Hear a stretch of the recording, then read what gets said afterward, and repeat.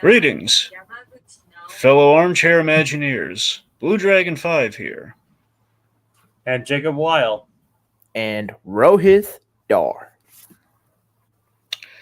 It's time yet again to explore the vast catalog and find out what's a must or a bust on Disney Plus. And tonight, we're talking X-Men 97. Mm-hmm.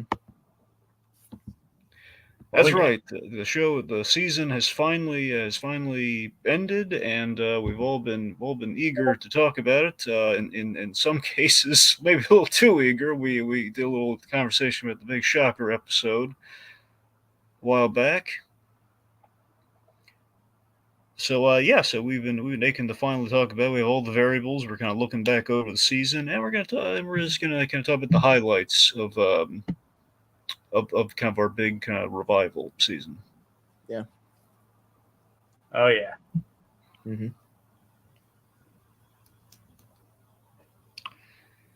Right.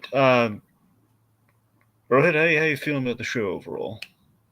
I think it's really, in my view, one of the best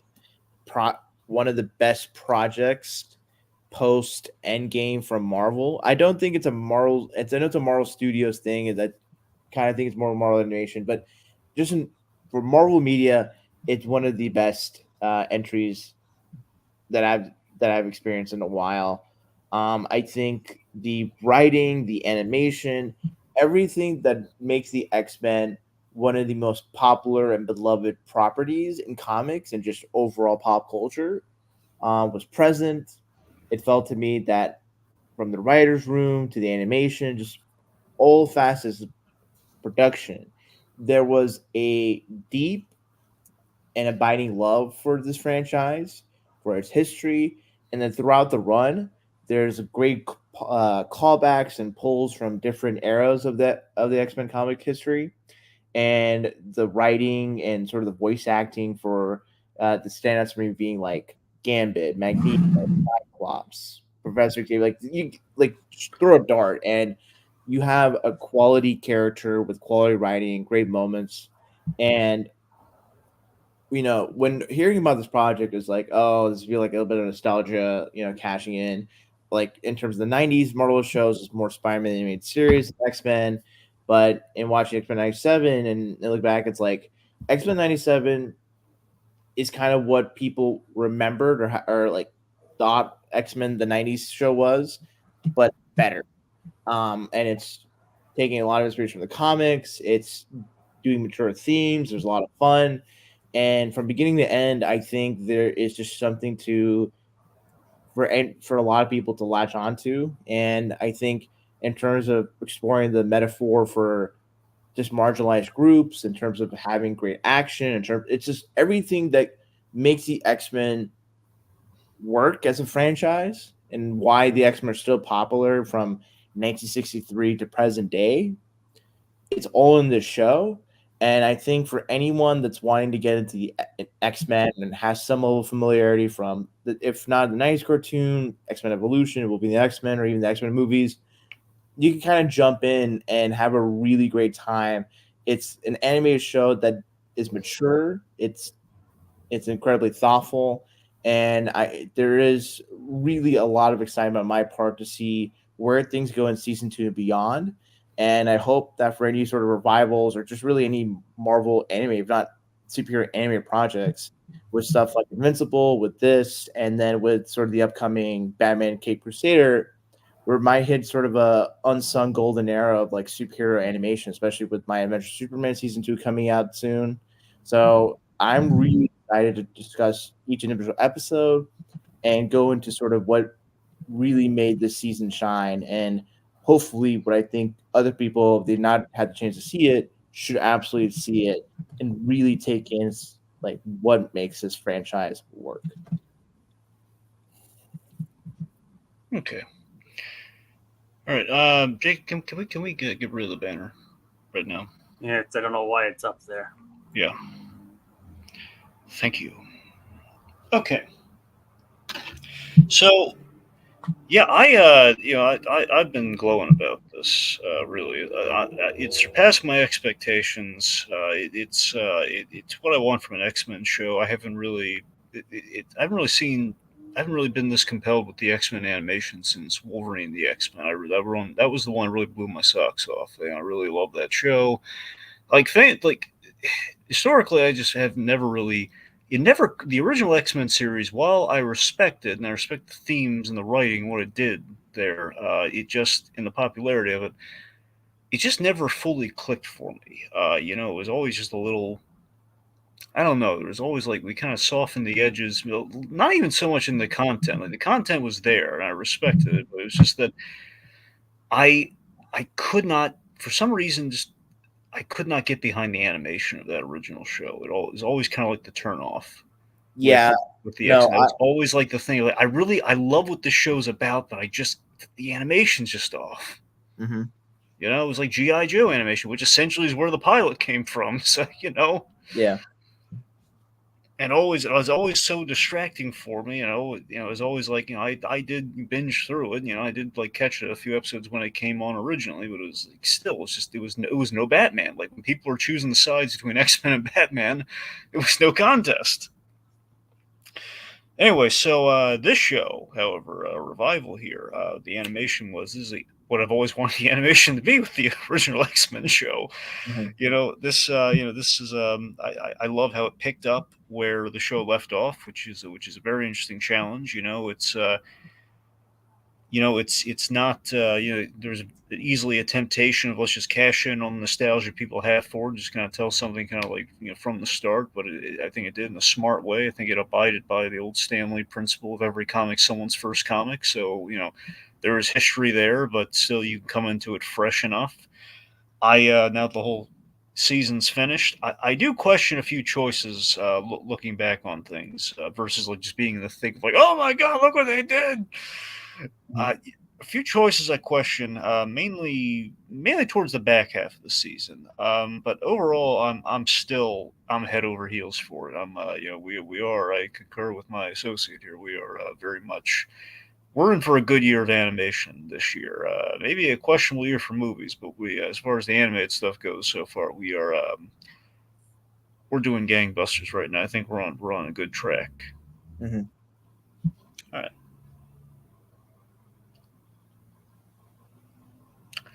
Should we do you want to jump into it, Jacob? Did you want to Do I want to what?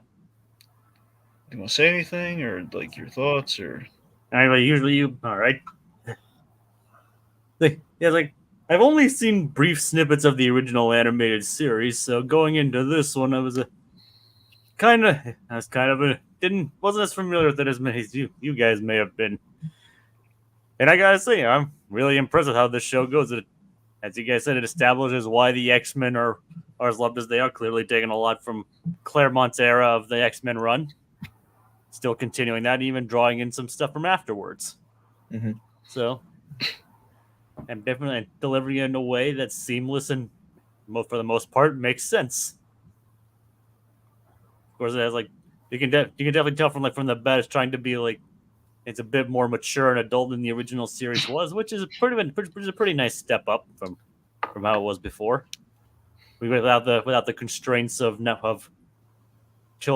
like children's network TV. So hmm the only thing I would probably not against is like it might move. I think things might happen like too quickly, but maybe that's just me.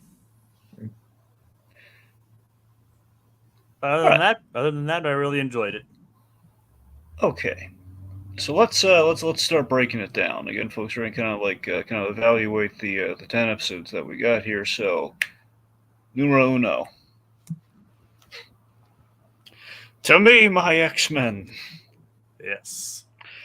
So this reintroduces it reintroduces everyone up front. We have I really like how with the Roberto character, the Sunspot character, we kind of echo the pilot of the X-Men, where again it's like we're not just taking it all back to zero, but we do kind of have a POV character in the form of a Sunspot for our reintroduction, and he's basically in the Jubilee position of the first episode from the way back. Oh yeah. But that was pretty good. Let's see. So we had the. But yeah, that kind of helps get us into the big draw of '97 and the approach here is the status quo. So the status quo that we're reintroduced to is Gyrick killed Professor Xavier, and Scott Summers is now he's very much the Scott Summers is very much like the patriarch, trying to trying to have his own family. So there's a bit of a struggle there. Trying to both balance leading, having his own family and life, versus, and in addition to leading the X-Men. Yeah, he's dealing with the burden of leadership as well as it's kind of like everyone's looking to him for answers and guidance, and everyone's kind of like I get a sense everyone's trying to kind of go their own way, even it's a shat. It's kind of a family after a loss. Essentially, is kind of where we're checking in with the X-Men, which again I think is a really good place to kind of start the X-Men off, which is kind of a logical follow up to where they were. Admittedly, no, I did a little double checking here. Now, Rohith, unless I missed something, I do feel we did kind of we kind of sanded over a few things from the original in terms of like our link up. Like, if memory serves, Gyrick, who by the way, it's really funny. We went with like the original cooler design on Gyrick versus like like the one he actually looked like, the version like his redesign from like the last seasons of the X-Men, which looked completely different. But that's neither here nor there. The fact is, you just have this. He very much like hit a button on a device that exposed like Xavier's like magnified Xavier's powers, and that's essentially what killed him off. He didn't shoot him at all. Like, did he shoot him? I do not. I thought he did. Well, that's the thing. Unless I missed something, because at the start of that, at the start of like the last episode of the X-Men, he hits him with the thing, and that's essentially what puts Xavier in the hospital bed. Now, I don't remember him getting shot after that. I don't know. We might have fudged the numbers on that one. Because again, having been forever, I haven't really, since I like watched through the show. It was. Wasn't maybe the case that the machine was like shaped like a gun or whatever? No, not at all. It was like a remote. It was very clearly a remote. Like there's nothing gun-like about it. And we say very directly here, I shot Xavier. Well, you shot him with something from a button. That's not really the same thing. Like it's a big misdirect there. Metaphorical, like kind of try to evoke the Kennedy assassinations. Like I shot. Oh, of course, yeah. That I can see where that could get a little muddy. And that's the thing. I think they're banking a lot of people like not having rewatched like everything. I'm not saying I rewatched right before the show. I'm going off this memory there, but it's like I had to double check that. It's just that it did a really good job of just kind of dropping you into it. Just like, yeah, this is what happened. We're all accepting this is what happened. We're playing the drama of the stakes and everything here. We're covering our bases on everything else. Like the '90s aesthetic is there, the look, the sound, and importantly, the voice cast. They gangbusters. They're wonderful here. And for the people they couldn't get, they got good replacements for. Yeah, sadly, the passages of time, we lose some people, and sometimes people sound a little older than they can manage. But they even found like little Easter eggs and places to put them in throughout this, so that was nice. Yep.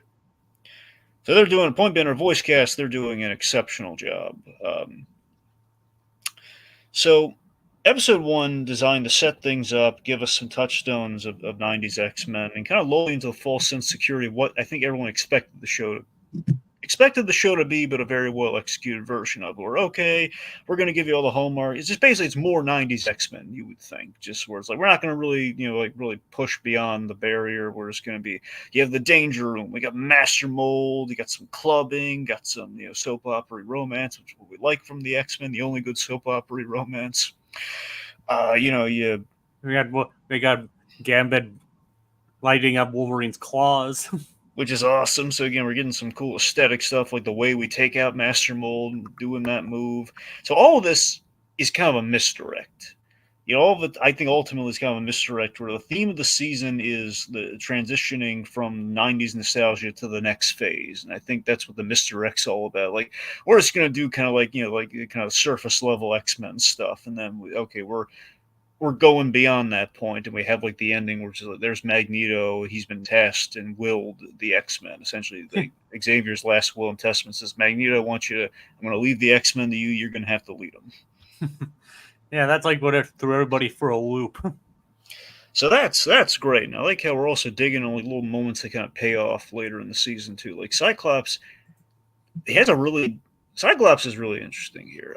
This season, he has a really this moment where he has to go to Gyrick and offer him a deal. Now, mind you, ultimately he has a I'm just saying that one thing that is like, I saw people comment saying like this series like basically shows us why Cyclops is the leader of the X-Men. like versus like where the movies where he basically did nothing. Cyclops always has a rough go with it because either we're shoving Marston to the side or we're knocking him out in X Men Origins, or we're simply not doing enough with the poor guy, and then only in animation do we seem to have like a shot at doing stuff with him, and half the time it's like, okay, Wolverine's gonna tough talk him. But here it's like it shows like why he's the leader. Yeah. But yeah, so we have that scene where he offers a deal to the guy. Now, mind you, he has a heck of a plan B with Jean Grey, like getting into his mind and everything, which is great. But just this moment of he has to offer the man that killed essentially his father figure, like time shaved off his sentence and everything. And it's an example of mutants having to roll over yet again and having to get like the crap end of civilization, and just having to like, yeah, we're gonna let the guy that essentially killed your messiah. We're gonna let him, we're gonna let him out early if he cooperates. And there's a lot of the fact he has to go hat in hand to the guy like that. That is something that sticks in Cyclops' crawl. And the reason I'm dedicating the focus to it here is that we do see Cyclops and a lot of the X-Men coming around to Magneto's thinking, which I do feel is kind of, I think, feeds into the overall narrative when we end episode 1 with, and here's Magneto back. Yeah, with him now the leader of the X-Men, which we move on to episode 2 then. Yes. All right, and this episode demonstrates something that this series definitely did different. Literally every single episode intro sequence is different. Yeah, that was really cool. With this one with him getting top billing above even Cyclops in the intro. Like of course, people joke like, of course Magneto would give himself top billing. Yeah. Yeah, what I really appreciated, the writing and the voice acting for Magneto. This show, the writers really understood what made Magneto such a complex and beloved character in X-Men, just really in superhero fiction. And I think with the way he addressed himself, like how he was trying to struggle with living up to Charles's legacy, it is such great writing, because I think oftentimes it's like whenever we encounter Magneto in a story, it's like Magneto is often an antagonistic force. He'll be a reluctant ally to Charles. And now we're kind of in this, I think for people who hadn't read those comics where Magneto was the leader of the X-Men for a while, we're in a place to where Magneto has to be the replacement for Charles. Whereas in the initial stage, it's like, oh, Cyclops is the one to lead. And then now it's just sort of this interesting place to where Magneto has to kind of, for a while, believe in Charles's dream, or even believe enough to make it a possibility. And I think with what happens in episode 2, especially with the UN, there's such great lines and such great, interactions on the part of Magneto, especially in his trial, to where you can really get a sense of, for what he's done. The show doesn't try to justify for why Magneto did what he did, but I think comes close enough among other good X-Men adaptations to show Magneto isn't just a man who has monstrous desires or wants to hurt people. He feels that because of the way the world is, he has to do this. He has to be sort of a terrorist. And I think, with where the episode starts and ends, there is such an interesting mini character arc for where Magneto is just kind of someone a little bit on edge and just testing the limits of the X-Men's tolerance of him, to now taking on this full leadership role. And I think the writing and just for who are the voice actors for Magneto, which is Matthew Watterson.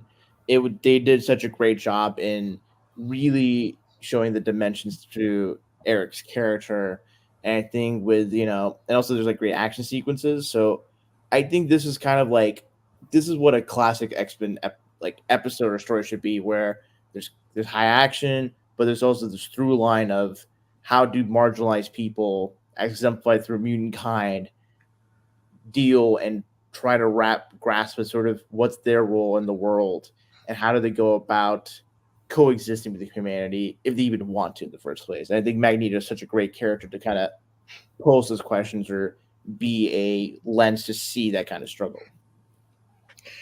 Yeah, I gotta be honest. Episode 2 is the one that really sold me on the direction of the show. Because the first episodes, there's very much seemed like, okay, this is just okay. It's gonna be the X-Men. I mean, the animation looked better. I don't know how the rest of everyone's gonna respond to it, but we'll see how it goes. But then 2, it got into the themes that we like about them. It very much, it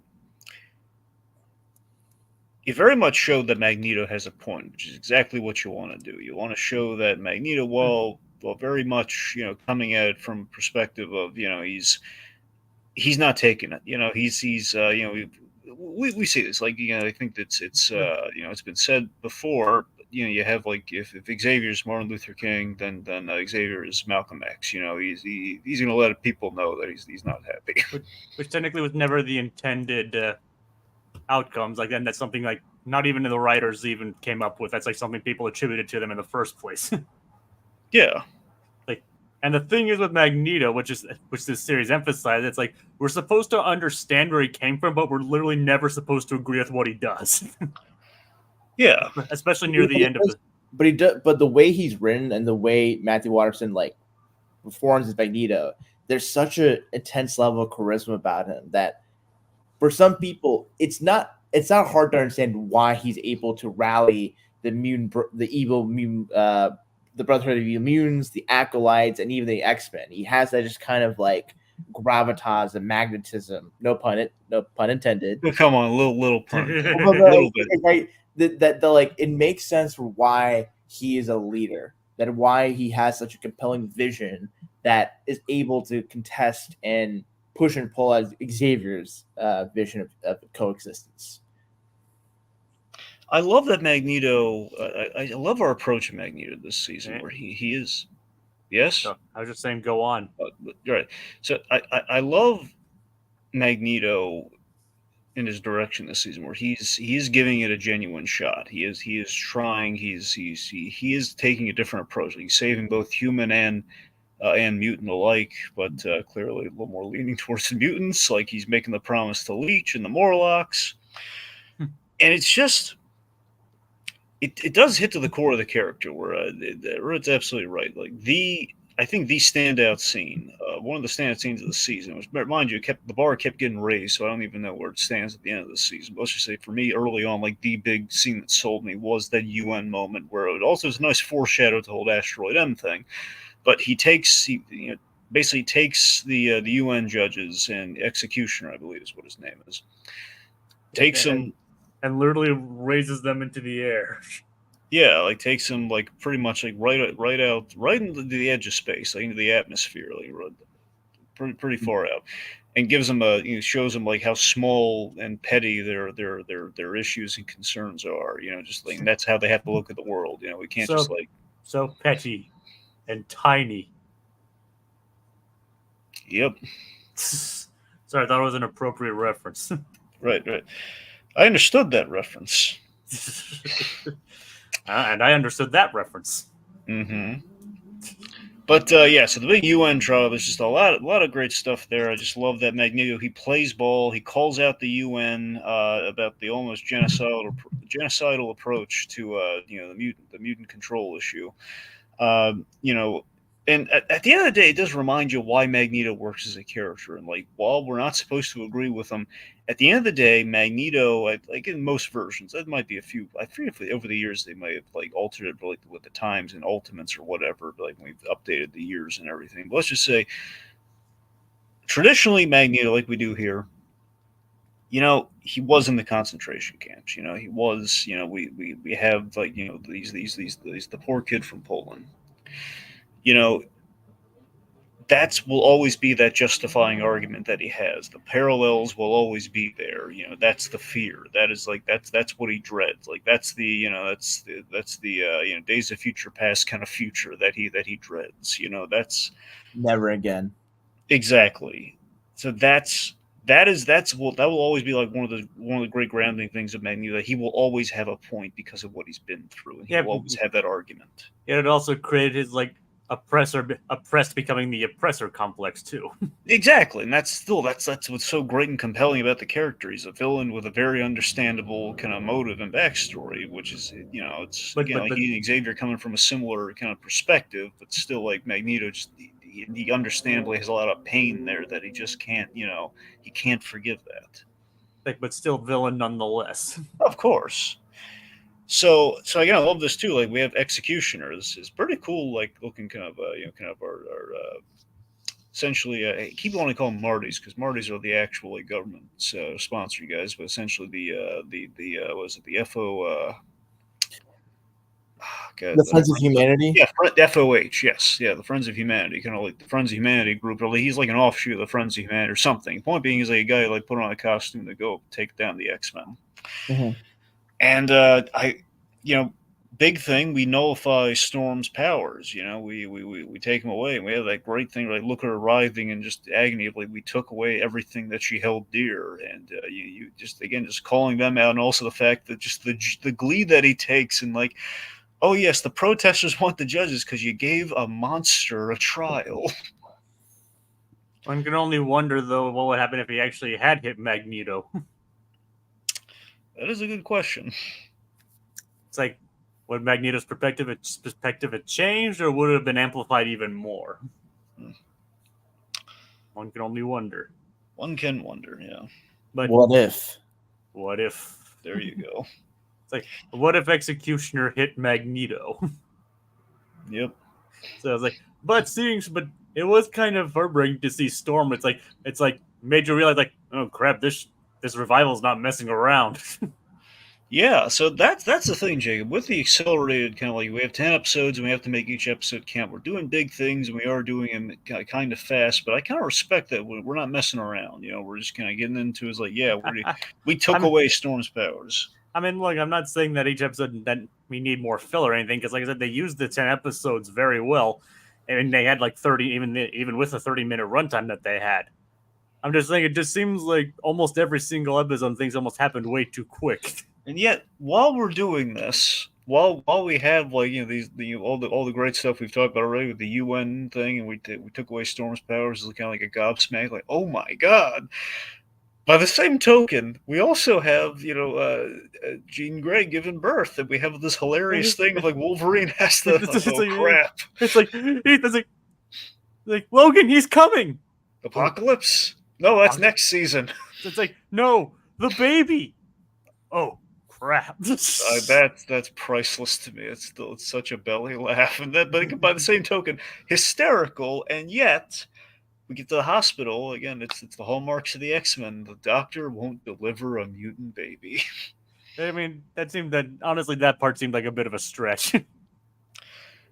Well, Well, still, I don't know. Hit him with it, Rohith. What do you got? I mean, I think the parallel that was being made was that if mutants are standing for marginalized groups, it's not it's an unfortunate fact that in our nation's history, especially in the medical space, marginalized groups have not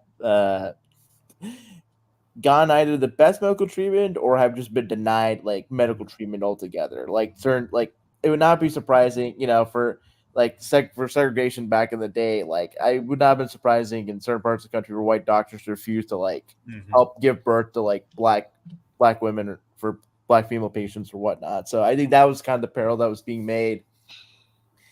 And I think for Rogue, like she got the doctor's powers, and I think for as much as X-Men have been elevated to like being working with the UN, there is still some level of prejudice against mutants on a certain if not day to day, but like on an individual basis, and that's kind of where I think that scene was supposed to illustrate. One of the most ingenious things with the X-Men as a concept is that with the bias against with the the racism against the mutants essentially, or the speciesism against the mutants, or however you want to quantify that. It is the prejudice against mutants. I guess is the better term for it. Yep. I love that again because they're mutants, because they can do these fantastic and potentially destructive things. It's basically it's in this great gray area where it is horrible, it is exclusionary. By the same token, this doctor saying, "Well, look, I don't know what to. I'm not equipped to deliver a mutant baby." He's like, he could have had a nicer tact, or at least given it a shot. But by the same token, though, it's like, I mean, there is a potential danger there. Again, he didn't spend any time to actually, like what are your powers? Okay, what kind of risks do we have here? Is not really factoring any of that in, but there is like, Well, he didn't have much time. well, true, but it's still the fact like for any of these examples, like whether it's the Doctors, anything else, it's basically the ingenious thing with the X-Men is that we have basically like a green light to re-explore themes of prejudice, no matter what decade it is. No matter whatever's going on, it'll always be like that great touchstone because of that thing, because of that reason. Mm-hmm. It's basically it's like somewhat culturally approved, racism that we have to deal with. It's so interesting. Mm-hmm. All right, so let's see. So anyway, so we deliver the baby, little baby Cable. Nathan. It's a Cable baby. Nathan. Yep, Nathan Summers. So I guess here's something I kind of realized at the end of that episode in retrospect. It's like, what is Mr. Sinister's first civilian identity? Well, it's Nathaniel Essex. So, to my understanding, well, I think it's Nathaniel. Is it Nathaniel? Mr. Sinister sounds like a nice guy. No, the Daniel Essex. So my point was to make was that with the fact that Madeline Pryor is the one to give birth to Cable, Nathaniel Summers, it kind of there's a weird. It feels like Mr. Sinister just inadvertently is Cable's grandfather to a certain extent. You know how in families you name your child after your the grandparents, Jonathan, for example, in Superman, Jonathan Kent is named after his grandfather, and his middle name is Lois Lane's dad, Sam Lane, so Jonathan Samuel Kent. So it just kind of was an eerie. So it's kind of oh, that's I didn't really make that connection in my head where that Mr. Sinister is now ingratiating himself. And so in the comics, he's very obsessed with the Summers, Gray, bloodline, all that stuff, eugenics, all that jazz. And with that regard, it's Mr. Sinister is not just obsessed with the bloodline; he's made himself part of the bloodline, and he's become a grandfather by proxy. I'll be honest. It never occurred to me. But you know what's great about that, though, especially the way we did it here.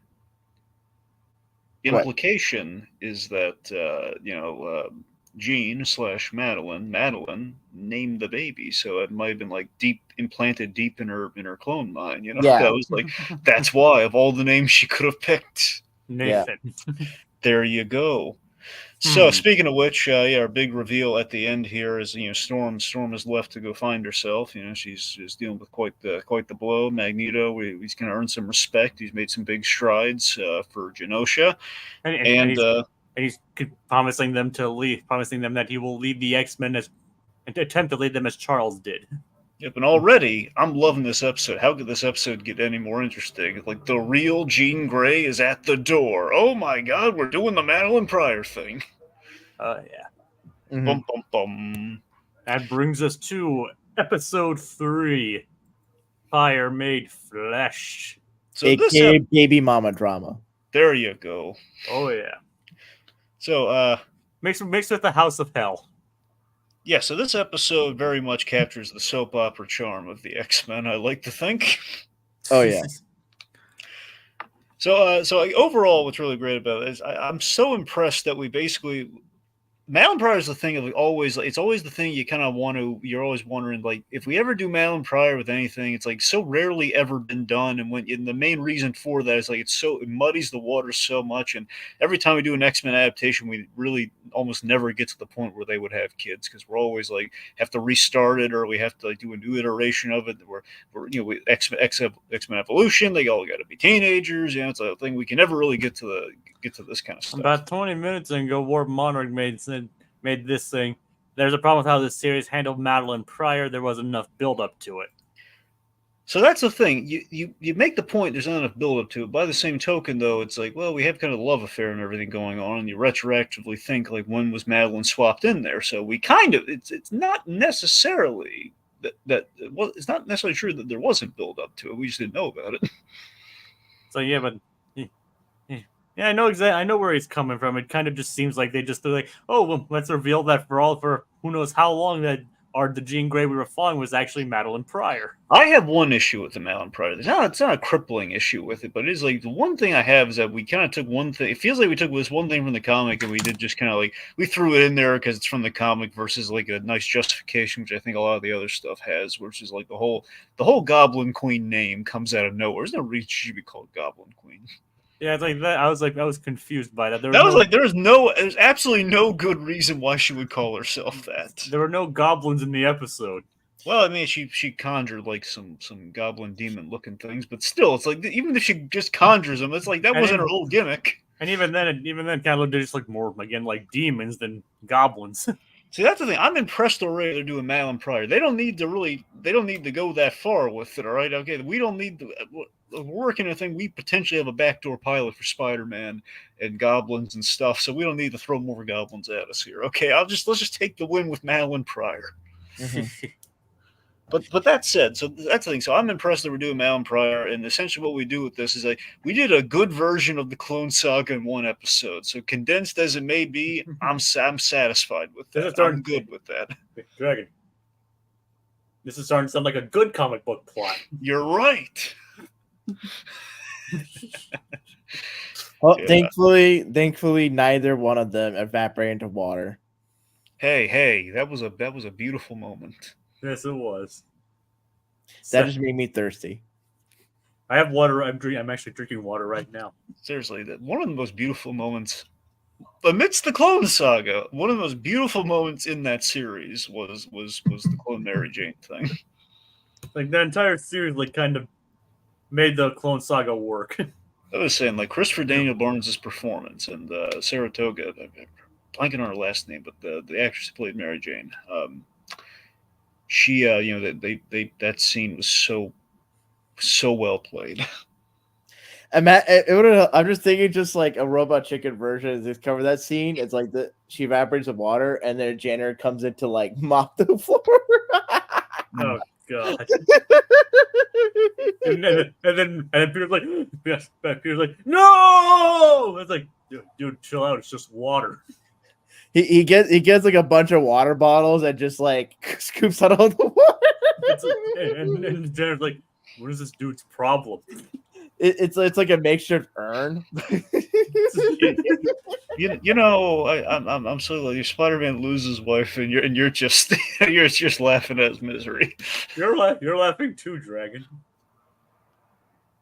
Well, laughter's contagious. Yeah, I guess so. Yeah, I mean. You've said worse. Have I? Yes. You want to run the tape? Not worse than him though. Okay, give me that much. Not worse than him. All right, I'm not gonna get into this anymore. Yeah, all right. I'll take that as a yes. We're just gonna move on there. Okay, so I can't think of any examples at the moment. Anyway, so the episode, let's see. The episode establishes, again, a big thing with this season is that we're checking off all the boxes on the X-Men to-do list. Like, let's check off all the great things. Again, so the X-Men animated series, the biggest feather it has in its cap is that it followed the comics pretty well in terms of like these are like the big events that we're bringing to life through animation, and as far as an adaptation goes, like primarily the Claremont run. Yeah, primarily the Claremont. Yes, so it is.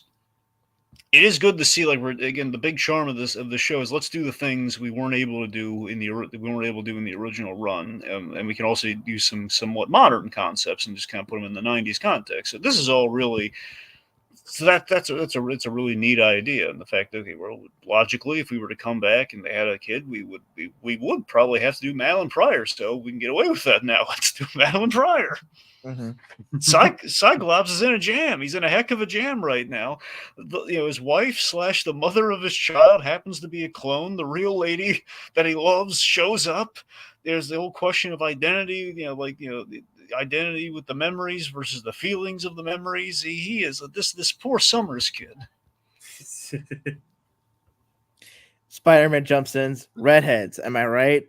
Yep. Oh yeah. Yep.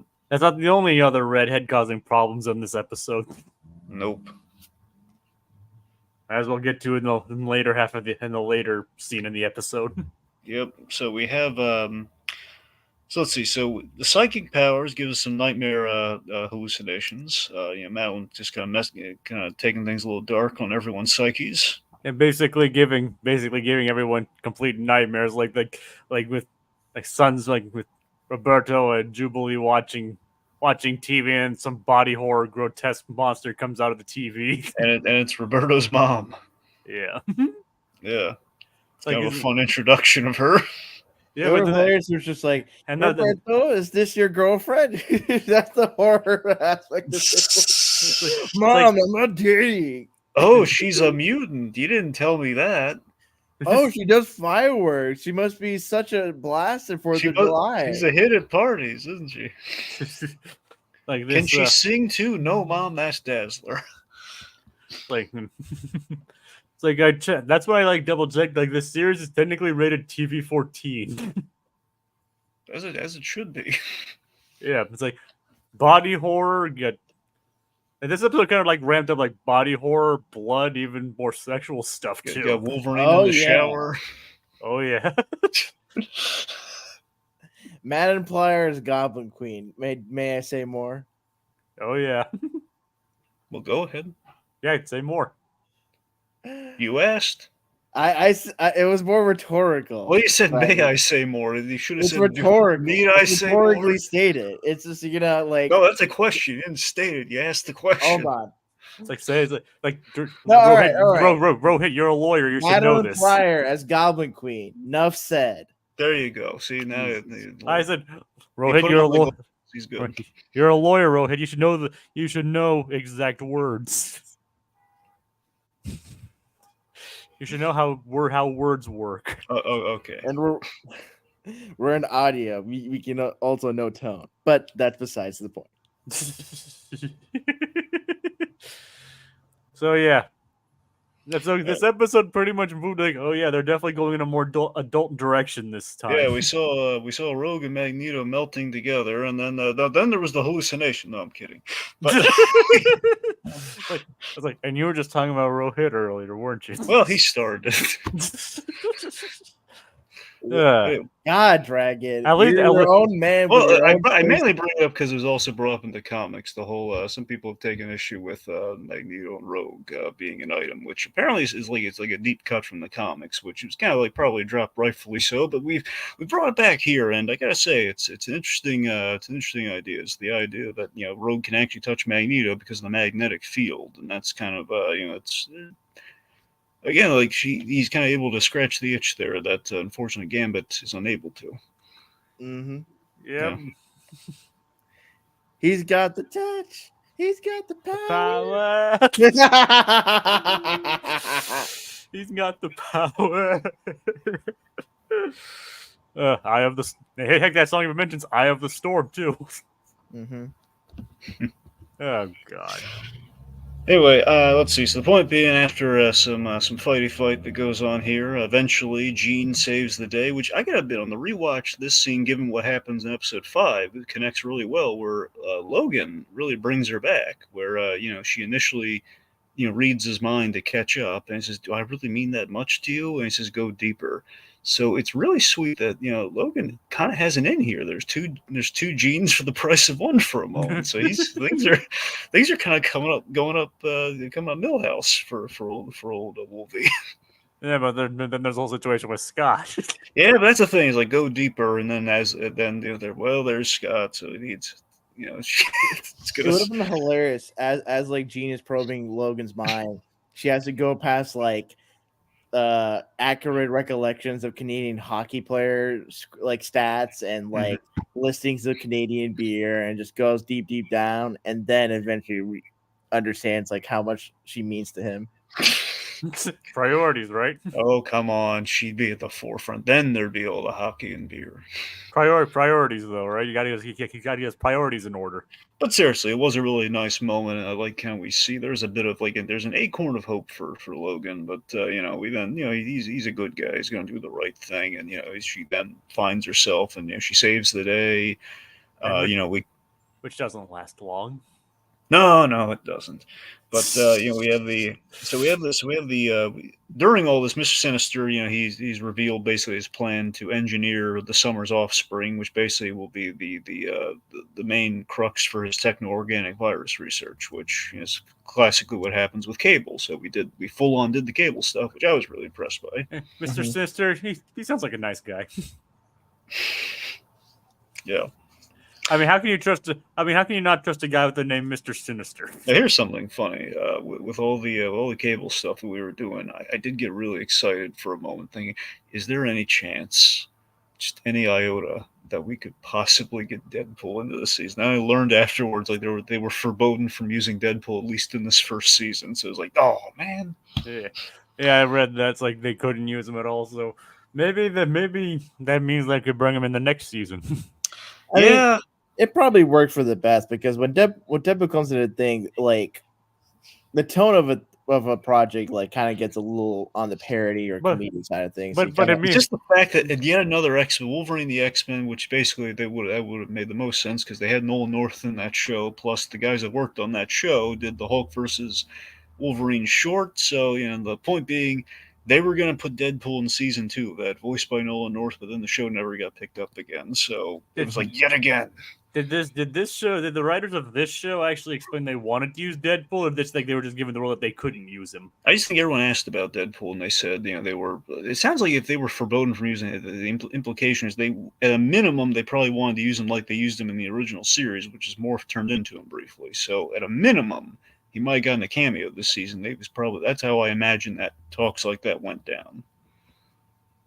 All right. Because we didn't really do a Weapon X episode this season, so I don't really see where we would have really had a place for Deadpool. So it seems like at the very least, it would have been actually cool if like Friends of Humanity or some like anti-mutant human group hired Deadpool to like assassinate Magneto or whoever in the X-Men. I will lose my mind if, like, season 3, we do the whole New Mutants thing with Cable, and that's how we introduce Deadpool. I will go crazy if we do that.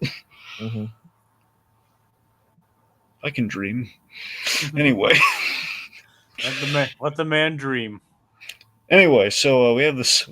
I wonder if you guys, Rohith, how did you feel about this? It feels like such an awkward scene where Cyclops, after all is said and done, and now Nate's been infected with the virus, and they got to take him into the future to cure him. Cyclops, I refuse to abandon my son, and what does he do? Abandons his son. Walks right out the room.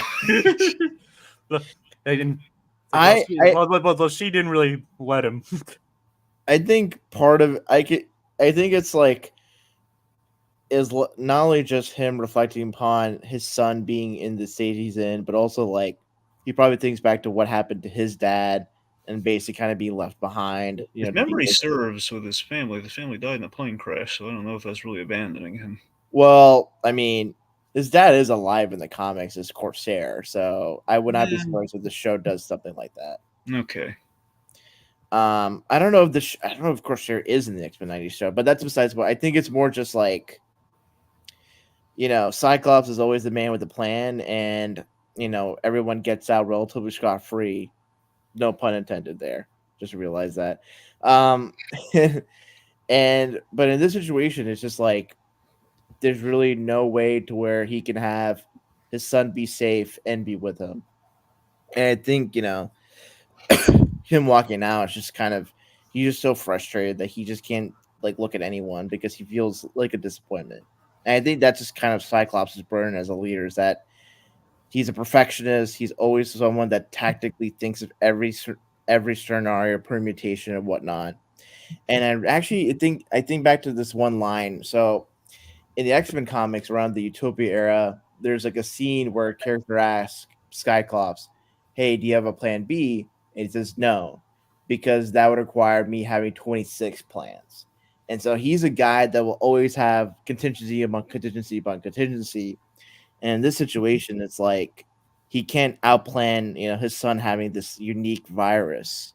And so he has to leave it to the hands of Bishop to take him to this like far flung future and hope that like he'll recover and he'll get his son back. And that I think just doesn't compute with how Cyclops is as a character. He's always someone that's always in control, and that's not often by choice, often by necessity, especially with his power set being such that he always has to have his visors on or his ruby quartz glasses on, and if he has them off, he's a danger to himself and others around him. So that's always internalized as being such a character defining trait, his need to control to ensure the safety of others. And in this respect, I think him just leaving is just, he felt like he failed as a father already, and he feel like the sight of him just being a failure is too much for him, so he kind of just left. So I think that's kind of where, at least that's why I think Cyclops did what he did in that scene. It makes sense. Well, that may be true. I'm just saying staging wise. That's all I'm saying. It's like anyone out of he- context looking at it, I will not abandon my son. Walks right out the room. It's like, I will not abandon my son. Abandons his son. His character was there was like everything an he extra said, right. line, or like if he's looking at his son and just like season pain is just, there could have been a way to where him leaving could have just not been so abrupt. So yeah, I can sort of see that the staging of it could have been a little bit better. Yep. All right, let's see. So, Bishop takes Baby Nate into the future with him, and Madeline's off on her own. So the one thing I'll have is that I kind of wish there was an explanation for why she just randomly came up with the name Madeline Pryor, because the comics was like Madeline Pryor was just like a random like redhead that happened to look a lot like Jean, that like Scott fell in love and had a kid, and then Jean Grey came back, and then he became a deadbeat dad and left his wife and child, and then all the Goblin Queen should all that happened.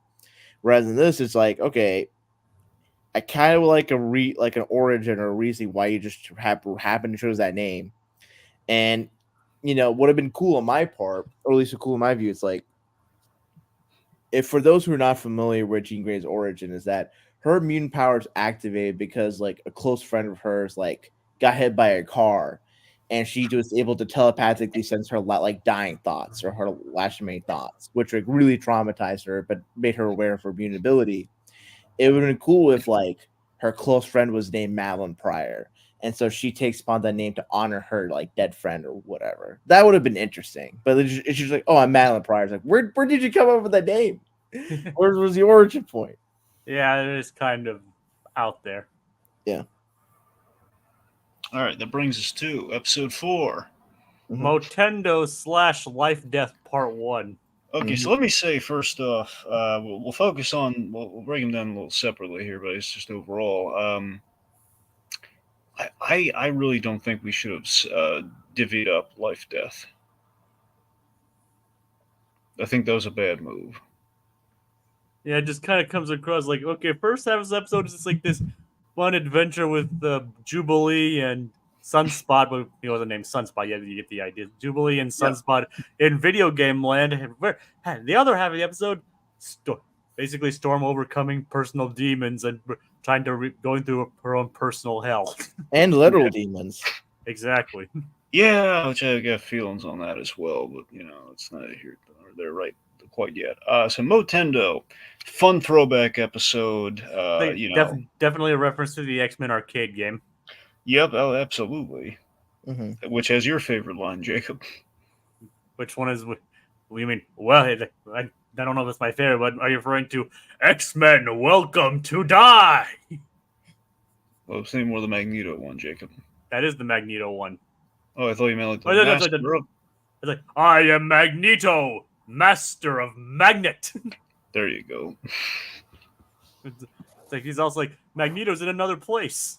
And then it turns out he's right next door.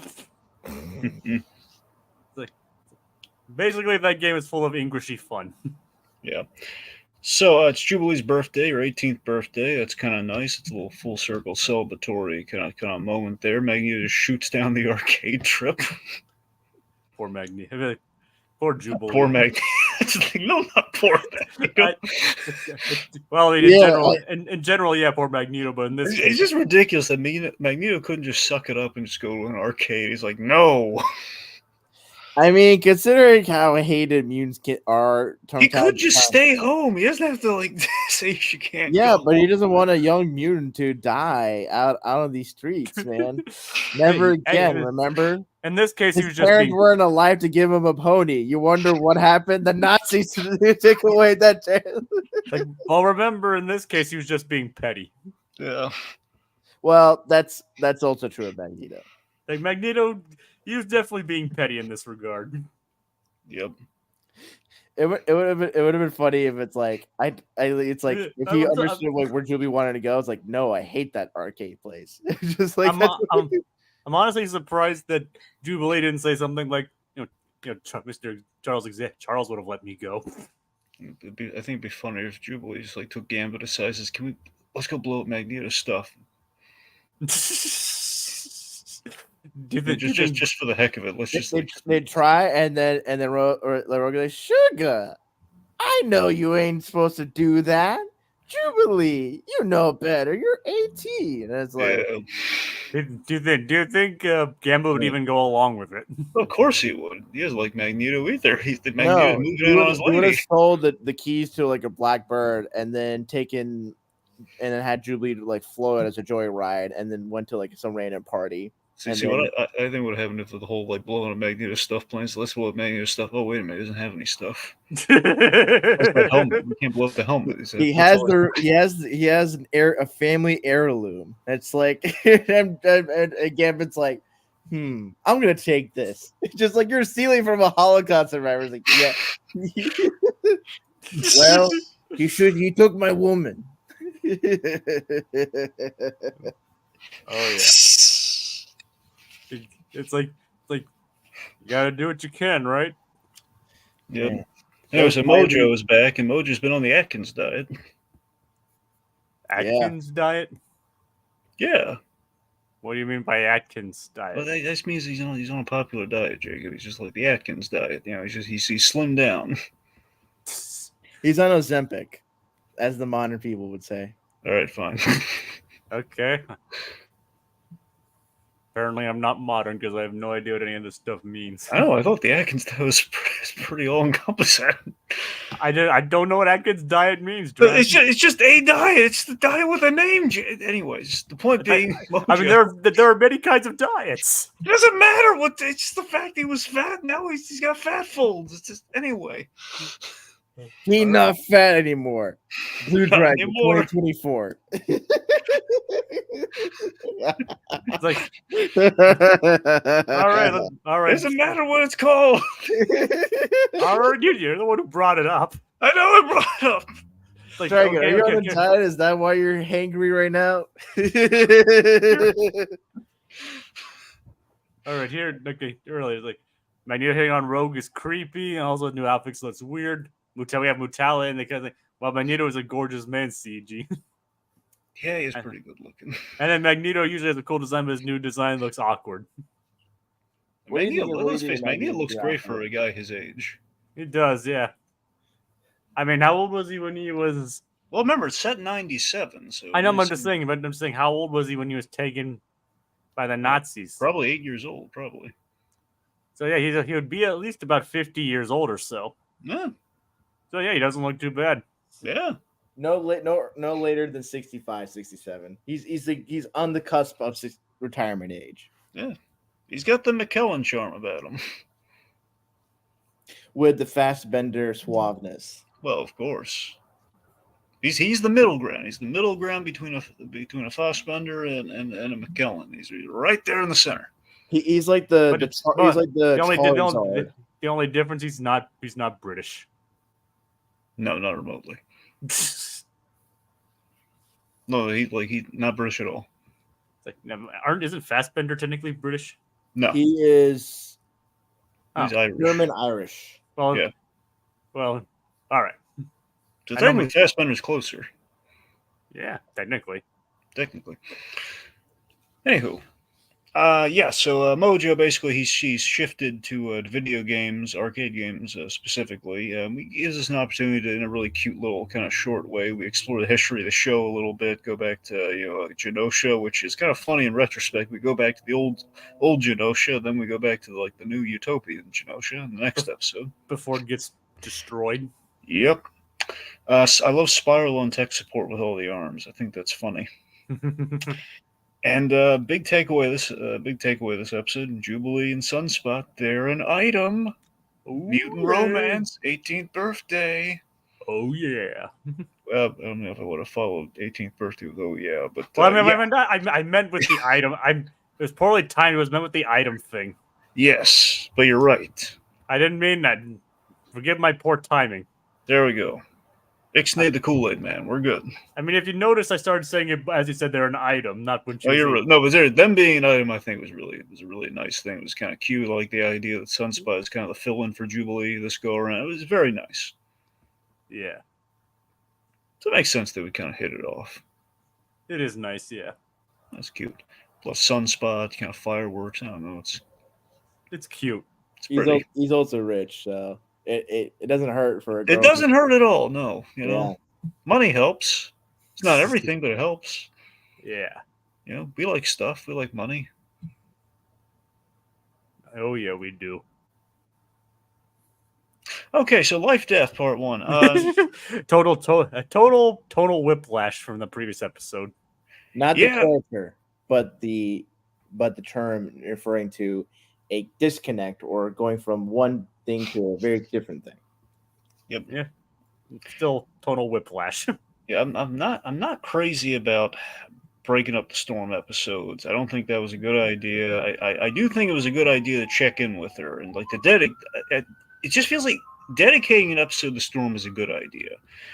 Seeing her hit off with Forge and like the fact the whole I love exploring the whole like the origin for his powers work and everything without seeing. It's a little conversational scene here. So he's missing. He lost his limbs. His power allows him to invent anything that he needs. I mean, it's not that Forge wasn't in the original show, but we really kind of got to spend some time with him here. Like, did he have to have seen the thing before, or he just thinks of it? I think it's just literally if he can conceive of it, if he can like understand it remotely, I think he can like fill in the blanks. I think that's how his powers work. If he can just basically, if he has the materials and he has just like an inkling of what to do, he can do it. It's like he doesn't necessarily have to have seen it before. Like he can, for example, if he learned how to like solder, then he would be able to do everything else. If he knew how to like do the skill, and then he would, then he had a need to fill. That would be it. Like if he wanted to like build a plane, he would be able to. Yeah, like if he's ever like remotely done something, like aircraft related, like just like remotely, like even like a beginner, he could then fill it in and do it. Mm-hmm. All right, that's definitely a unique power. Oh yeah. So hence why he's Forge. He's able to forge things. Exactly. Yeah, I kind of gathered that much. He's much more heartthrobby in the '90s X-Men show. Well, I guess more so more here '97 than he is elsewhere. Like in Wolverine the X-Men, they play him as the comic relief character. He's not heartthrobby at all. Hey, it's so funny. Some girls like a guy with a sense of humor. Hey, look, everyone liked Forge. I'm just saying, like you hold these two guys side to side. I mean, like all the X-Men. In this year's practically look at Magneto. It looks like Fabio. He's white-haired Fabio. That's what I'm saying. They're all like they all belong on a calendar or something. Just have him stand. Well, you've seen him play basketball. Just see him stand shirtless on a beach. He's definitely Fabio. That's what I'm saying. Like they put him in cutoff shorts and everything. They know what they're doing. Look at Wolverine the X-Men Forge. Okay, that guy, that's a down to earth guy right there who can actually build things.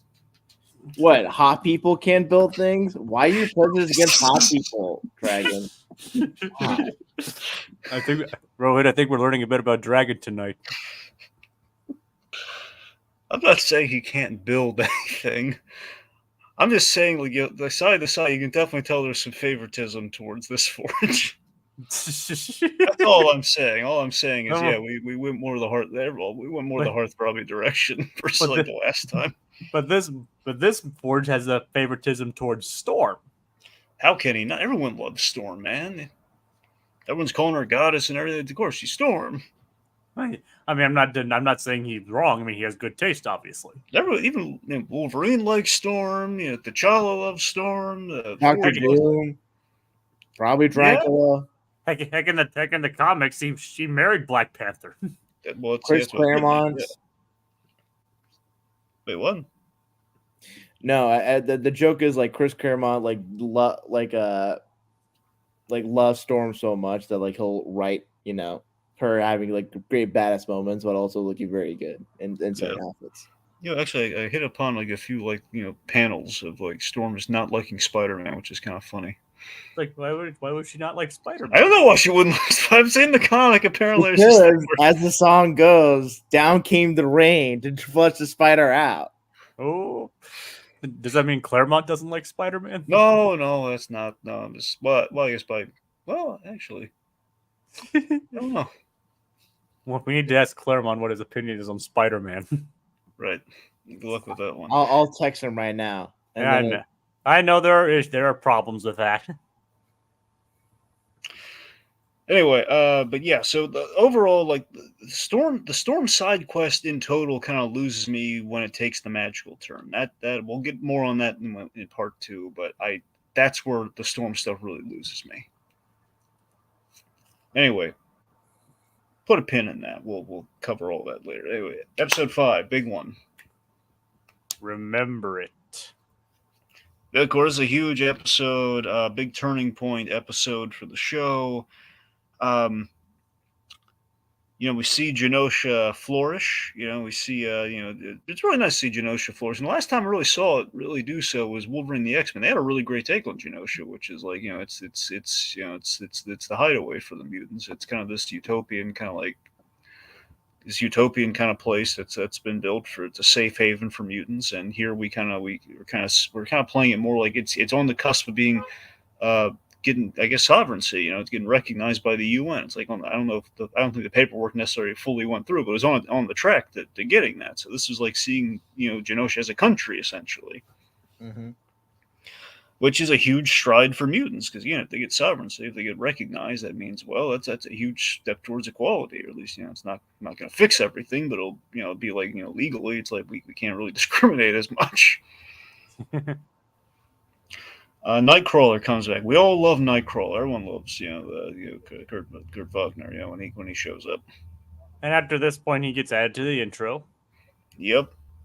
I love that to me, I always read that Nightcrawler's introduction is designed to throw you off the scent, where it's like, hey, Nightcrawler's here. This is a happy thing, and we're on Genosha, and we kind of linked the two together, and this is going to be kind of a good soap opera episode. And then, then things take a big turn, and then I guess the negative part of the soap opera. Yeah, like from what I understand, they're considering submitting this episode for best animated program. it would be wise, I think, if all the episodes to pick from. Five's the big one. It's the Red Wedding of superhero animation. Yeah. Oh yeah. Anyway, so we have a love triangle going on here, like with Magneto, Rogue, and Gambit. I was going to say Storm, Claremont, and Forge, but yes.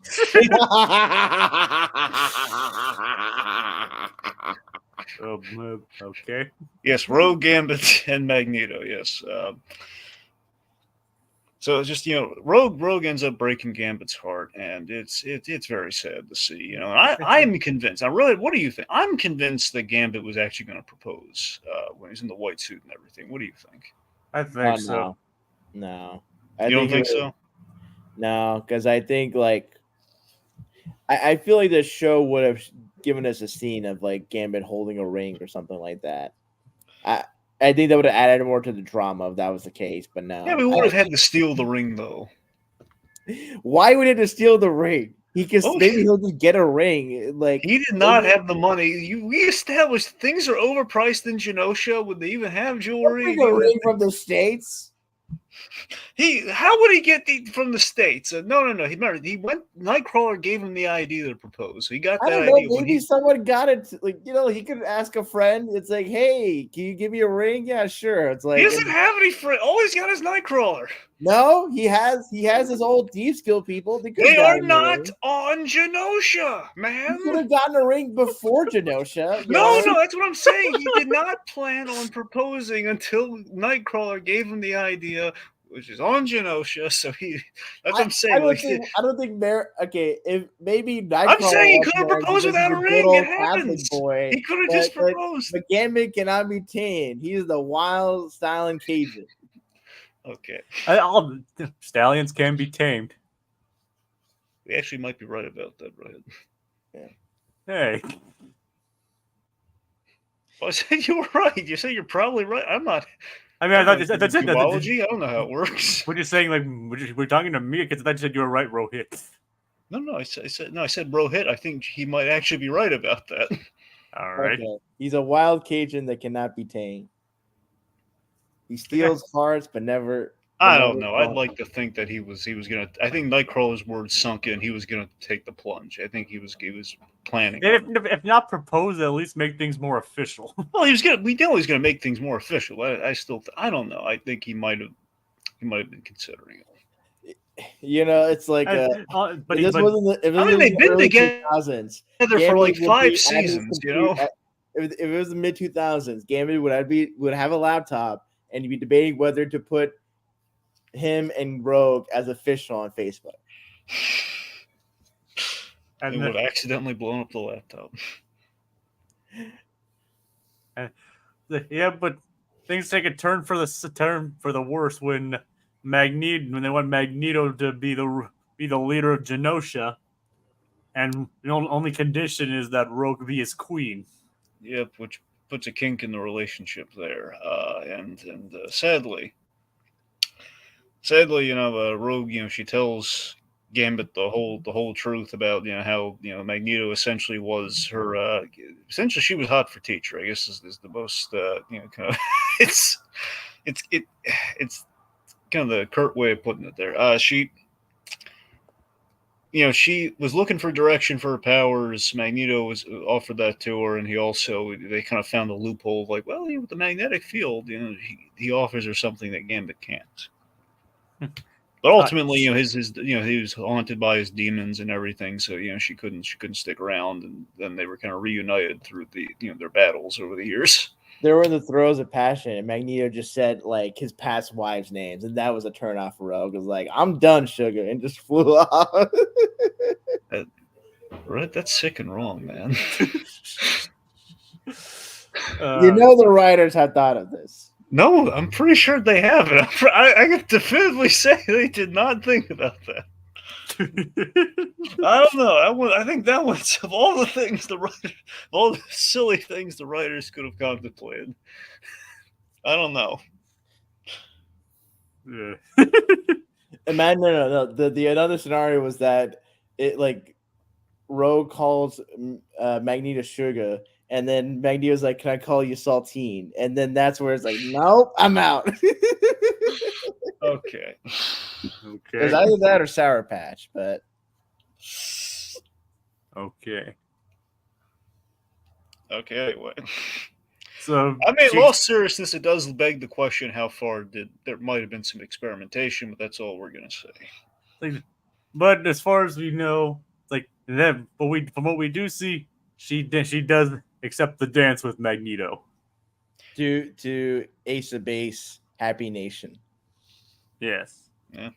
Which, fun fact, there's like when Jean Grey's like peering into Garrick's mind in episode 1, and she has like say apocalyptic vision or whatever. There is that echo of that like chorus of that song in the vision. So, oh yeah.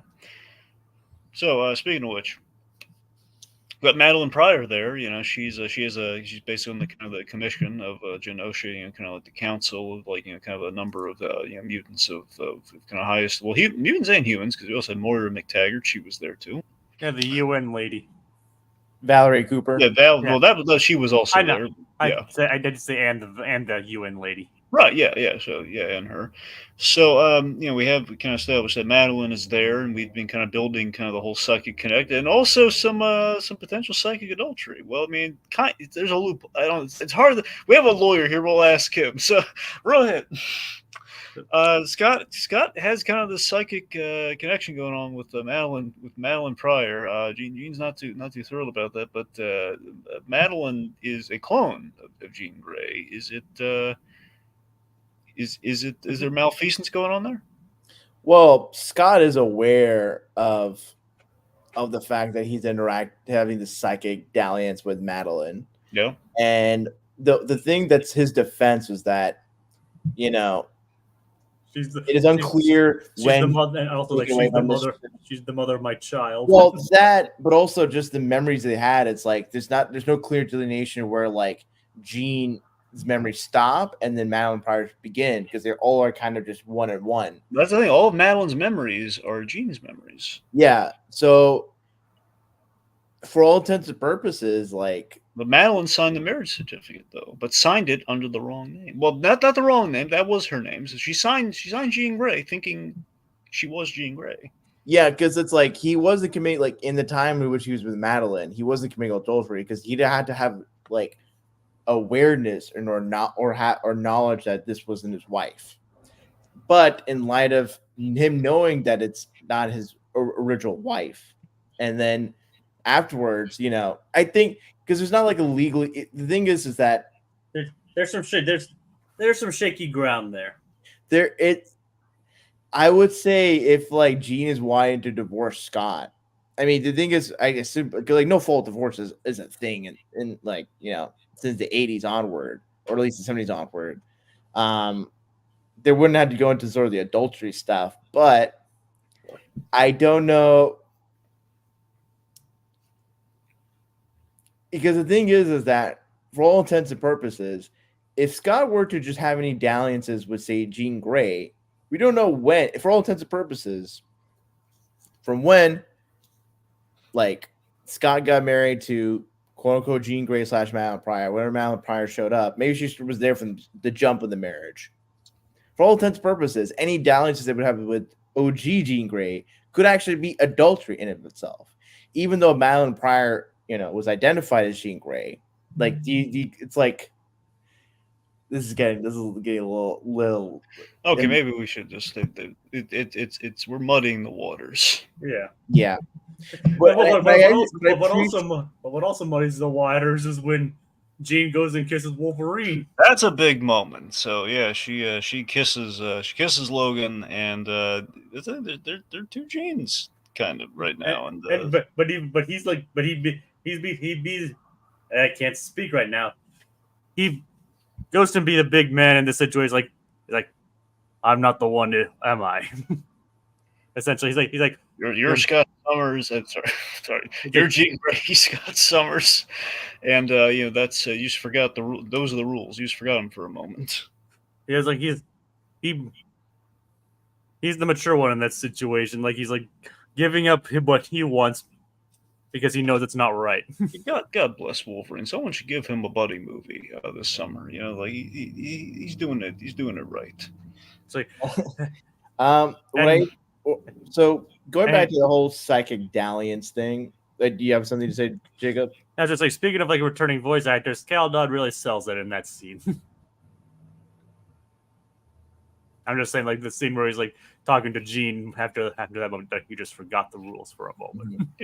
Yeah, but going back to psychic dalliance, I don't know if you're all familiar with Beau DeMayo's like thoughts on certain aspects of X-Men history and lore. Beau DeMayo got not a hot watt, but this is not related to his cancellation or firing or whatever. It's like I remember specifically when Beau DeMayo got on the project at some point on Twitter or whatever. A lot of fans gave him some crap because he was specifically like not a big fan of Scott and Emma as a pairing, and it's more the Scott Jean, shipper or whatever. And I think with it's sort of like in because the thing is the psychic dalliance is all from Grant Morrison's new X-Men run where Jean is very much alive and very much it's just Joel and Jean, and Scott has the psychic dalliance with Emma Frost.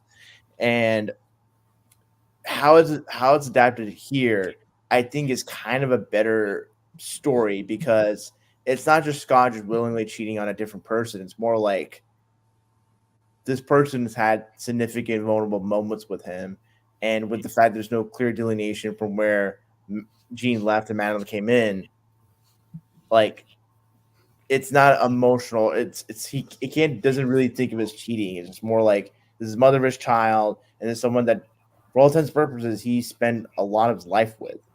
And so, whereas in the comics, it was very much a classical like Emma kind of is able to break down Scott's barriers in a way that Jean hadn't or had issues with, and the classic like, oh, you've had this dalliance, and Emma doesn't do herself much favor when she has like the Dark Phoenix, outfit and kind of is like needling Jean or whatever. So, but in this, it's like Scott is a little bit more sympathetic in regards to sort of the messiness of it, which is, as always, soap opera goodness. Oh yeah. Yep. So, I think a really strong part of this episode too is Cyclops. They're doing the goodwill interviews with Miss Tilby, and just the fact that Cyclops, he's just reeling from the loss of his son, having to send his son after his son was just born. He had to send him to the future, and things are really difficult at home between the whole that there's some distance with the real Gene, and he's still having kind of an affair with the mother of his child, in quotes. And just Cyclops, he's kind of had it like playing nice, he just kind of lets it go, and one could argue against maybe in kind of the shift of kind of losing his father figure and kind of deferring to Magneto, perhaps. I don't know, maybe there's a little bit of that coming out in this or not, but just him saying, we're nothing like you, and that's the only reason you're alive. Which I love that line so much because it's so right. It's like, yes, if we turned our backs on everyone because they were different, you guys would never have lasted. He's every right to be upset. Just the fact that the whole point of this goodwill thing is just the fact, like, hey, we're tolerated now. Isn't that great? Mm-hmm. Which it's understandably he's gonna be really ticked off about that. But he lost his cool, and it's unfortunate. So of course, I probably wonder, okay, well, surely that's the worst thing that could have happened. He tanked the interview. What else? Nothing else horrible could happen in this episode, right? We're just gonna have we're gonna break Gambit's heart. Okay, just gonna have a little dance party. It's as horrible as it can get, right? Yes. Mm-hmm. Wrong. We're Cable's gonna show up. Now, fun fact, kids: anytime Cable shows up, great as a character that he is, in the DNA of that character, anytime Cable shows up, it's never good. Something bad's gonna happen. Shows up, he's Madeline. She realizes, oh my god, it's my son. Holocaust on Genosha. A tri-headed Master Mold shows up. Or as they called Godzilla-sized one. Yep. And just killed a lot of mutants. And some people, but a lot of mutants. Yep, including so many people, including the big one. Yep. Yeah. We've already discussed this on the show, so Rohith might want to give his perspective on it. Killed Squid Boy. Oh yeah. Yep. That's the big one. I know. Oh god, I mean, everyone's going to be crying over Squid Boy being killed. Rest in peace, Squid Boy. We hardly knew ye. Yep. Literally, we hardly knew you at all. You're barely on the screen for like 5 seconds. Yep. There would have been such an upset if they killed Nightcrawler. I love that. I just love they kind of tease that they're like, oh god, did they just? Oh no, he's okay. He's fine. Yeah, I would. I mean, Nightcrawler's my favorite X-Man, but if he did get killed off, I would have appreciate the cojones on the part of the show to have done something like that. It's like, oh, you bring him in and make him an X-Man, and then you just kill him immediately. Put him in the titles and everything. Like, I don't think he was put in the titles until after this episode. Was it that would have been the insult to injury. He was an X-Man. We put him in the titles and posthumously. It's like he's an honorary X-Men. Yeah. Mm-hmm. But no, give him a chair and everything. But no, the real big thing is Gambit going up against the Master Molds. And when he gets impaled, it's like, oh God. But then he says, like, my name is Gambit. Remember it. Boom. And then like anything he touches, including even being impaled.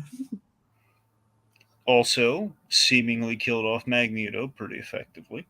Yep, and it's like, let's just face it, of all the people who wanted to come back, it was Gambit. No, but there was no coming back. Gambit was dead in Rogue's arms, and she could finally touch him because he's dead.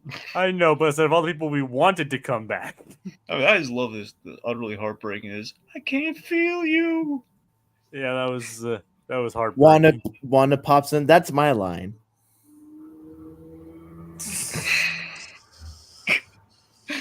You're supposed to steal powers, not dialogue, Rogue. Is that my dead dad over there? Polaris and Quicksilver show up. You mean our dead dad? Oh. I mean, we do see references to Scarlet. It was more like daddy, if you know what I mean. Hey, I mean, we do see a reference to Scarlet Witch later in the season. Yep. So yeah, big episode. Gambit sacrifice. Really, really sad. Hey, look, it's the kids I never talk about. Yeah. Man, all right. Magneto telling Leech, "Do not be afraid," in either German or Hebrew. I don't know which language it was. I think it's German. German, yeah. That's what a heartbreaking way for that to have occurred. Oh yeah. That's probably the last thing his parents told him. Mm-hmm. Oh yeah. Oh yeah. All right, that brings us to 6. Life Death Part 2. All right, so this is the gamble. This is a big gamble of an episode with I think with an iffy conceit to it. For 2 reasons. One, as I said before, I don't like splitting up the Storm episode. You know, it should have all been in one episode. And 2, bringing Xavier back is risky, and I don't know. Like, looking back on it, I still don't know how good an idea it was, because I know death in comics is never a permanent. I understand that. I know it's like, okay, so he's back, and it's like, you know, the impermanence of death in our superhero stuff. Yes, but it's just the fact that it's such an interesting cell at the top of this show. It's built into the DNA, the premise of like, okay, Xavier's gone. You know, we we're again, we already talked about the circumstances of his death, and I know that with this show, it's like we're trying to pave over some of the specifics, but even so, him dying in him dying in a bed, and presumably, I even think we saw the funeral itself, so like, you know, body lower into the coffin and everything. It's like circumstances of the death sometimes matter where revival is concerned, where, you know, it just feels like it wasn't like he was like, there was like the body was separated, you know, from everyone else. It's like, it seems like there was like an actual funeral and everything. So how does he end up in space? And I'm not saying we need to know all the minutia, but it's like, we seem to be forgetting, like, you know, he just kind of died of like basically of his own powers. Then he's been shot, and we're just saying he was shot. Well, no, I think he was just he was grievously injured, and he was taken by Lilandra, the Shi'ar Empire, because their machines or technology could help like restore him back to health, whatever. And with the long absence, the implication was like, oh, they couldn't save him. And I guess it's kind of weird for me. The X-Men's like, can we get Charles's body? You know, but that's the thing. It's like 3 separate ways in which we've potentially killed Xavier all in the same show. You know, that's what bothers me about, is that again, I'd have to go back to see if there's anything I missed, but it's pretty simple. Like he got hit with the beam, like the So little wait, little device. was there a flashback or just an image in the first episode of the season where like No, Yurik has like a gun? Like where do you think no. it's a gun? Okay. It's like they mentioned, like Gyrick says, I shot him, and they on the news it says he was assassinated, and it's like very. It's not just like in the show. I guess possibly by BS&P or so. Like it's like, okay, we're gonna let you kill Xavier, you can kill him, have like him pass away all agonizing and Well, such, which is no, essentially. no, no. So, like, I remember I didn't watch the finale, but so as far as I remember, it's like he was grievously injured when by Garrick's like device, whatever. Yeah, Gyrick hit him with like hit the button on the remote, and Yeah, and then he dies in bed. no, he doesn't die. He. He says goodbye to everyone. He keels over. That's how that scene goes. I think he was just resting. I don't think Oh, he come left. on, No, he resting. did not die. No, because I remember specifically is that like, oh, he'll, he was flown away to, to like the Shi'ar Empire. Because like, why would they take him if he was gonna die? Like the whole thing for Landra to come in and take Charles was that he was going to like she was going to heal him through her people's technology or whatever. And then when like Charles didn't come back, the implication was okay, like Charles is dead. Which I guess at that part, Charles not going out of his way to say, "Hey, I'm alive." That's something I kind of wish like At a bare minimum, though, okay, this seems to be one central detail that is like the one thing that seems to be dependent on what happened in the show that we may a little refresh might have helped with. It's like a little thing, like again, even if it's like a flashback, or if we just literally included that part of the scene in the whole previously on X-Men at the very top of the season, I think that would have been that would have gone a long way, especially if they're going to bring him back. Okay, if they weren't going to bring him back, I could let it go. If we're going to bring him back, I think that's an important detail. Yeah. It's or just maybe iffy you'll watch. logic, Did and you watch? Wait, did you watch the series finale for X-Men '90s recently, or? well, that's the thing. I watched it, but I saw like I could have sworn that's how he died. No, at least according to the Wikipedia entry, it's like he like the final season of the show depicts the lasting moment as all the X-Men Magneto stand outside the expansion and say goodbye to Xavier as he leaves with Landro in her ship to Shi'ar homeworld. Huh. Okay. All right.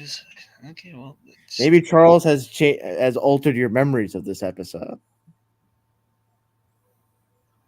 You're like Moira McTaggart at the end of First Class. oh, shut up, Moira McTaggart. Come on.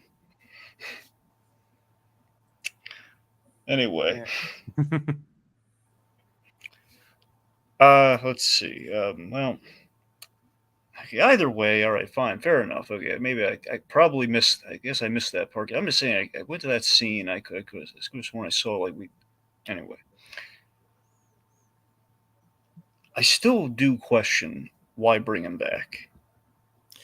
I think that you bring him back because then Bastion can kind of throw it at the world's face. It's like, oh, this heralded mutant leader whose death caused people to reevaluate the relationship with mutant kind was alive the whole time, and then that kind of like, oh, a mutant manipulated events to curry sympathy and favor. Mutants, you're on our shit list. That's I think was kind of the whole point. But Was that yeah, but doesn't that like lessen the death though? Doesn't it lessen like the status quo shit? Doesn't that just like doesn't that lessen just like Magneto coming in and taking over and everything like this? I don't know. It just adds. I don't know. I think it kind of works, but I wonder if it maybe lessens everything we got leading up to that though. I don't think it lessens it because I think for all intents and purposes, Charles's whole thing is that he wants humans beings to cohabitate, and he's always trying to convince Magneto to get to his side. And in certain ways, with his death, even though wasn't he didn't actually die with his symbolic passing, the fact that Magneto took on that role kind of validates a certain line of thinking on Charles's part, where Magneto is capable of being a leader, capable of fulfilling his dream, even if it required his sacrifice or just his basically, not being part of the equation.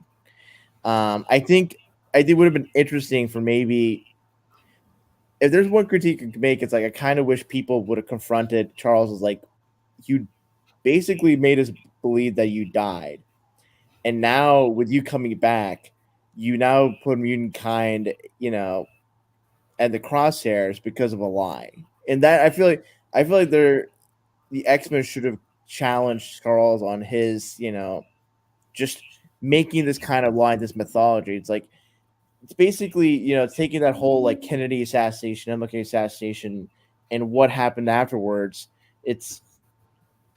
I hope that's something that maybe it wasn't as dressed as much as I liked in this season, but maybe that's something that could be addressed, in the second season on, or even when the mutants come back, it's like, oh, you're alive and you've been alive the whole time. It'd be kind of nice with like humanity to have sort of points like, why should we trust mutants if you just don't lie? Like, and because the thing is, for Charles Xavier in the comics, and this is kind of something that's a bit of a fine line where he is sort of not a direct, not an intended metaphor, but is sort of seen as like a mutant counterpart to the likes of Dr. King, but that metaphor gets complicated through developments the past like decade, 2 3 decades, where he makes certain morally ambiguous choices or is not forthcoming with the truth, and that causes both drama amongst his X-Men and also complicates sort of the balance and just fulfilling of that message of human mutant coexistence. And ideally, such changes should be done to not make Xavier be an outright villain, but maybe make him a little bit more complicated than just like he's like mutant Jesus Christ or whatever, or a mutant educator. He is also in being a mutant. He's a flawed man, and I feel like that's something I wish was a little bit more addressed directly. Like I feel like the mutant should X-Men should just called out Charles for basically being deceitful, but maybe that's something that can be dealt with in the next season.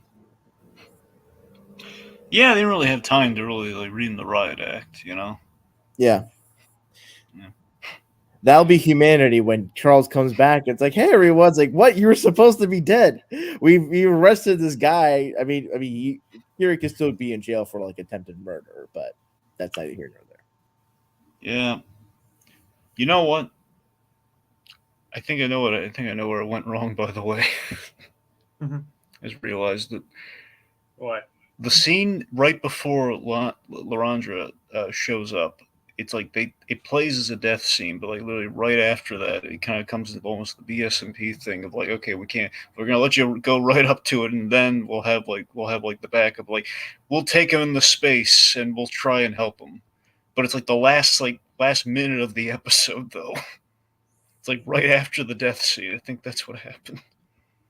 Or the scene that looks like he's like just resting his eyes. That's the thing. Like he literally, like, the way that scene plays, and I rewatched the clip right before this, and that's where I missed out on, because I remember in the original, it was like, yes, she did show. You're right, she did show up, but it was like he closed his eyes, and that's very much like a death thing. He gives everyone like a little peace of mind, saying, like you've come so far. Again, the whole graduation day title of it all. Then dies. It would seem dies because again he closes his eyes. That's a death scene. Then they show up miraculously, offering like we can save him. But it's like less than a minute of like what happens next. I guess exactly what you said, Rohit. Of like, no, we'll take him into space, and that'll be the only chance he has. And I think he might have like a line like, "Who knows? We'll see if I can." Maybe I'll be back in like a different form someday. But they kept it very vague. So basically, it's implied death. But it's the fact that we leave it up in the air like that. We open the season on, oh, he's definitely dead. As far as the media is concerned, dead. As far as the rest of the X-Men are, they view him as dead, which I don't know. It's a bit of a mixed message, but Brohit's absolutely right, though. He's absolutely right in that. Yeah, that's the reason we do the Shi'ar thing and everything, is that is where we left it off in the show. That is where we should pick it up. So I get why they did that. The big thing with the Shi'ar and Lorandra and everything is that it brings us into Marvel Cosmic, and this is where we start to do the shift of like one of the most interesting things I'm sure people are really interested in with the show is that we've revived not just the X-Men but the entire Marvel animated kind of 90s lineup. Mm-hmm. Yeah, I'm doing a few things that weren't animated too. Well, things were animated, but we're kind of delving into a little bit more, like Ronan and Gladiator, for example, are doing some cosmic characters. Uh-huh. Anyway, so while we have all that going on, we have like the great thing of Xavier's teaching the class, and he makes the big choice of intergalactic peace, or he's gonna go back to his children that kind of need him. Good choice there. The flip side, the storm stuff, I really don't like it when we mix the X-Men with magic. All right, it's like putting them in space is one thing, because you have the Phoenix and everything, and that's I think that's like the one stretch that people, that's the one you can in theory kind of sell people on, but not easily, but you can. Not I'm still not crazy about the space stuff, but I can accept the space stuff. Magic though just feels very, I don't know, it just doesn't seem to meld well. It's funny you say that, Dragon, because the thing, like, I know sort of for a lot of X-Men fans, their kind of criticisms about the like X-Men films is that like X-Men are just kind of stuck in the mutant allegory and haven't gone sort of the more fantastical parts of like the sci-fi with the Shi'ar, Starjammers, Inferno. Like like a buddy of mine who's a really big X-Men fan. In his view, his favorite X-Men story is not like his Future Past or Phoenix, it's X-Men Inferno. And that's like a big fantasy story with Hal, Limbo, and all that stuff. So it's like, there's plenty like it's kind of within X-Men comics to deal with sort of the fantasy realm with like magic, with like Excalibur, and just like trying to think of, or even like Juggernaut. Juggernaut is like a character with like a magic item that like makes him an unstoppable force. The gem of Citorock. So I feel like, I mean, not if you don't like the fantasy magical elements, that's fine. But I mean, I think in light of X-Men being this kind of wide, diverse franchise, that has sort of this mutant allegory, it's the starting point, but isn't always the guy point for every story that X-Men characters do. So Sure. Yeah, I mean, that's a good point. It's just still like, I think like taking the X Men to space is one thing, but then we have like let me put it this way: there's an element of this episode where I feel almost like doing kind of like almost like a Vision Quest thing might have been a little better than like full on just like unexplained. Like there's the adversary, and we have like essentially something that's like tantamount to like Doctor Strange magic. Yeah, maybe I think it probably would have been more palatable for you if like, if not the adversary, like maybe either the adversary or someone like the Shadow King from like Yeah. something the sci-fi. I when it showed up, I thought, is this going to be our take on the Shadow King, like a No. revamp of the Shadow King or something? No, the adversary is like an actual like demon, that. Yeah, I had no idea about the adversary. That's why I was completely thrown for a loop by it, and I just thought, yeah. But yeah, I mean, Shadow King has a direct connect to her, which I think would make a little bit more sense. But even beyond that, just like Storm, I like the idea. Okay, so Storm has a psychological block to her powers. Like she has the potential of like, yeah, ultimately that's kind of where she gets her powers back. I mean, that's what the adversary calls out. So the idea of it just feels like they wanted her to go on like a vision quest to look within, and that would have given unlocked her powers. Like that, I think I would have bought a lot more than just like the adversary comes out of nowhere. It's like Ford just has ticked off the adversary, and it's after him. Hey, there's this random demon that's just messing with you. That's what I'm saying. It just feels so random. I mean, a lot of like X-Men elements that aren't just mutant allegory stuff can be really random. Like, hey, Scott, your dad is actually alive, and he's basically this head of this ragtag group of like pirates, space pirates. And or like Silver Samurai, or I mean, it's, I'm not trying to like bag on you or whatever, but I think like X-Men, like part of what makes it such a long lasting franchise is that the mutant allegory is one of the things, but not everything that can come to, like, think of it, Mojo, like the Mojoverse and all that. That's like not really like anything to do with the mutant allegory of it all, but it's just kind of like a fun element, I gotta be honest though, X Men I think predominantly almost I think the X Men kind of is the allegory thing. That really is like that's the building blocks of the thing. Like that's I don't know. It's like it's basically it's that the X Men's two things. It's the allegory and it's just fun with mutants. And Mojo is fun with mutants. Yeah, but like there's stuff outside of just mutant, like human relations that are prominent X-Men stories. Well, that's what I'm X-Men, saying. Like Phoenix, that's Dark Phoenix is also again that's fun with mutants.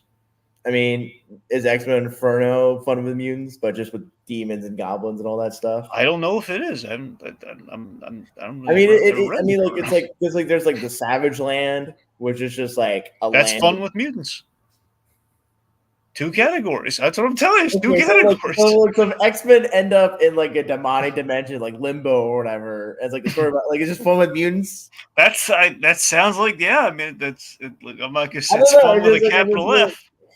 I mean, well, why not? This episode just was fun with mutants, you know. That's what I'm saying. It's like we're gonna put the X-Men in a situation where their powers would kind of show off, and we're just taking like these characters we like and throwing them in situations. So we're doing like kind of fun situations of mutants. Yeah. I mean, that's ultimately what it kind of boils down to.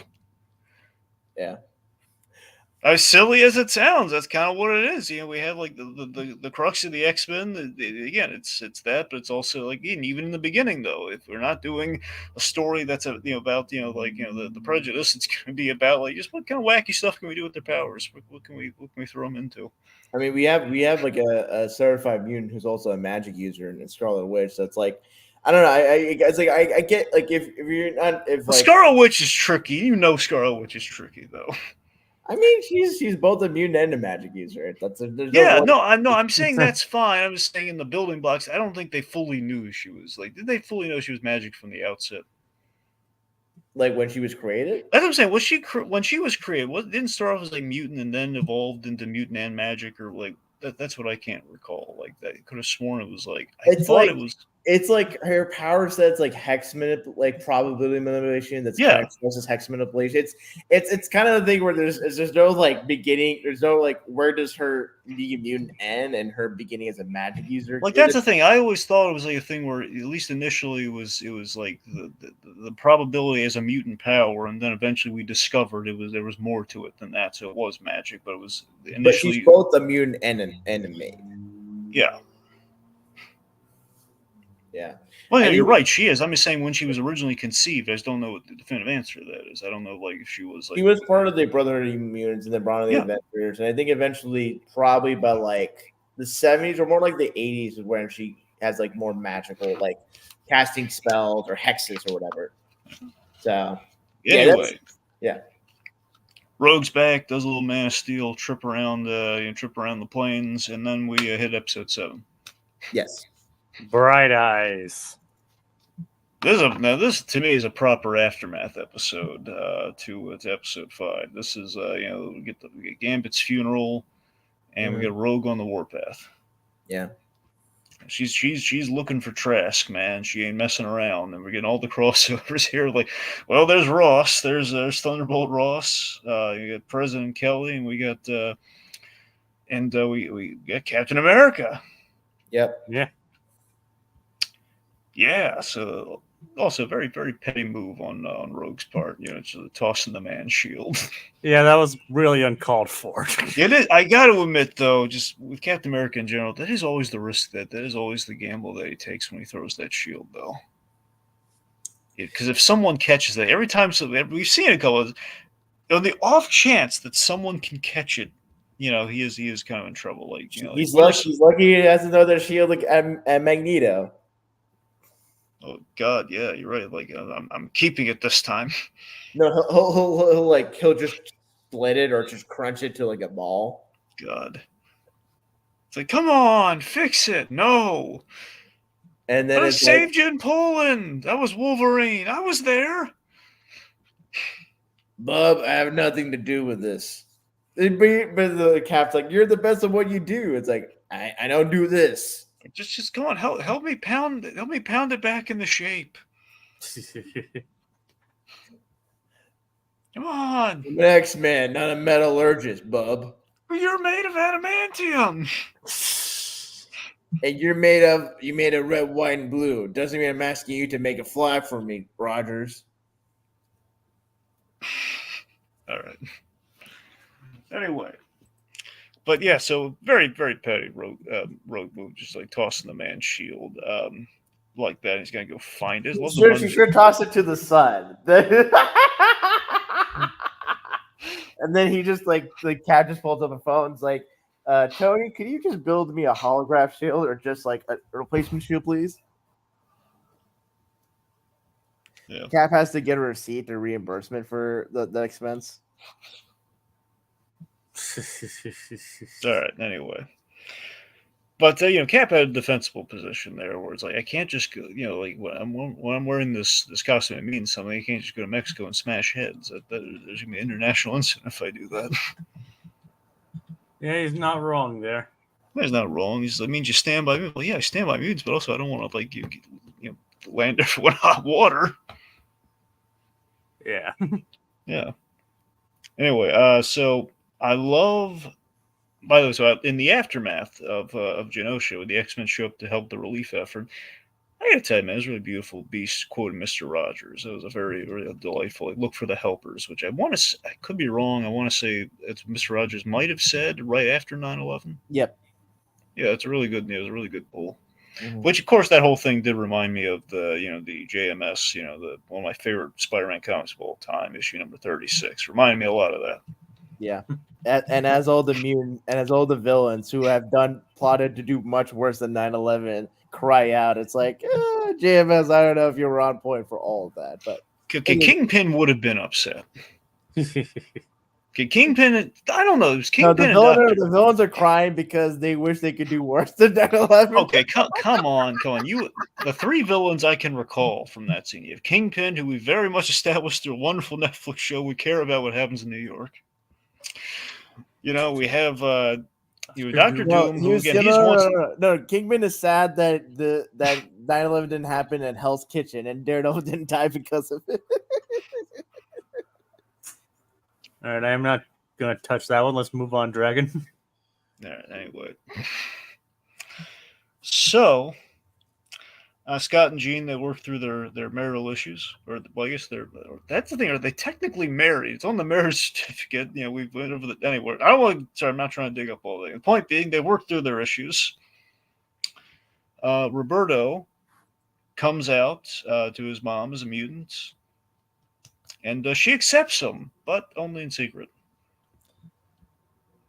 And if I had a nickel for every time an X-Men adaptation used a gay metaphor, I would have 2 nickels. Which isn't a lot, but it's weird that's happened twice, right? Yeah. I think Dragon knows what I'm referencing. Yeah. By a whole candy bar. I mean, technically a different reference. Oh, right. Same show, different reference. Right.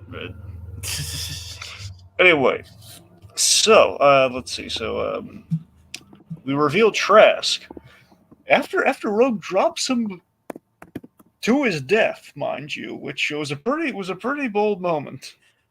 Yeah, it's like they're talking about like if we drop him, we're no better than them.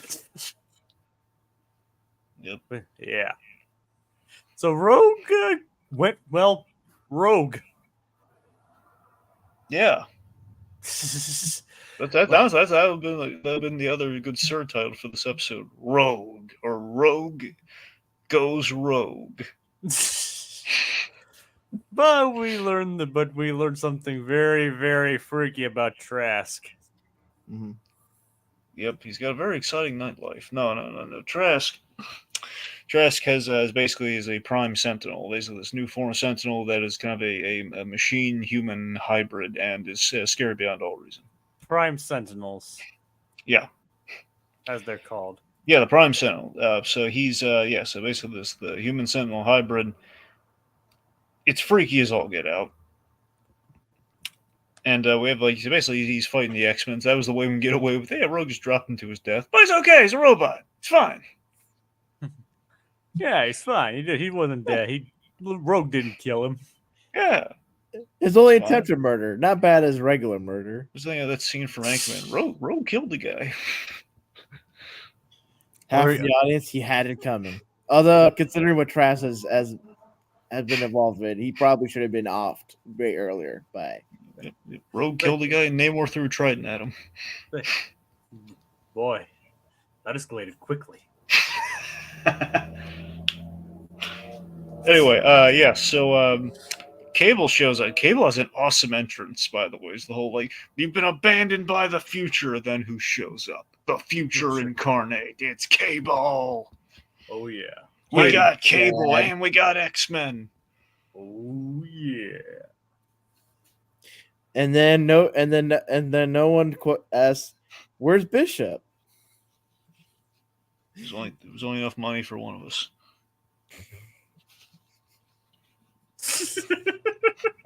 Man, sad but true. They could only afford one. He's a legacy kid. That's how he got the privilege of time traveling. Yeah. Oh really? No, he actually took the time ban off Bishop while he was sleeping in the future apocalypse. Let's just be glad it didn't vaporize his clothes too. Oh, thank God. However, if Deadpool were there, it would have done something much more horrific. I don't know if you guys are familiar with the body slide. Let's just say Deadpool would intentionally vaporize his own clothes. Well, no, he would. I'm saying... Jacob, no, he would. He'd come into the future without clothes. Yeah, that too.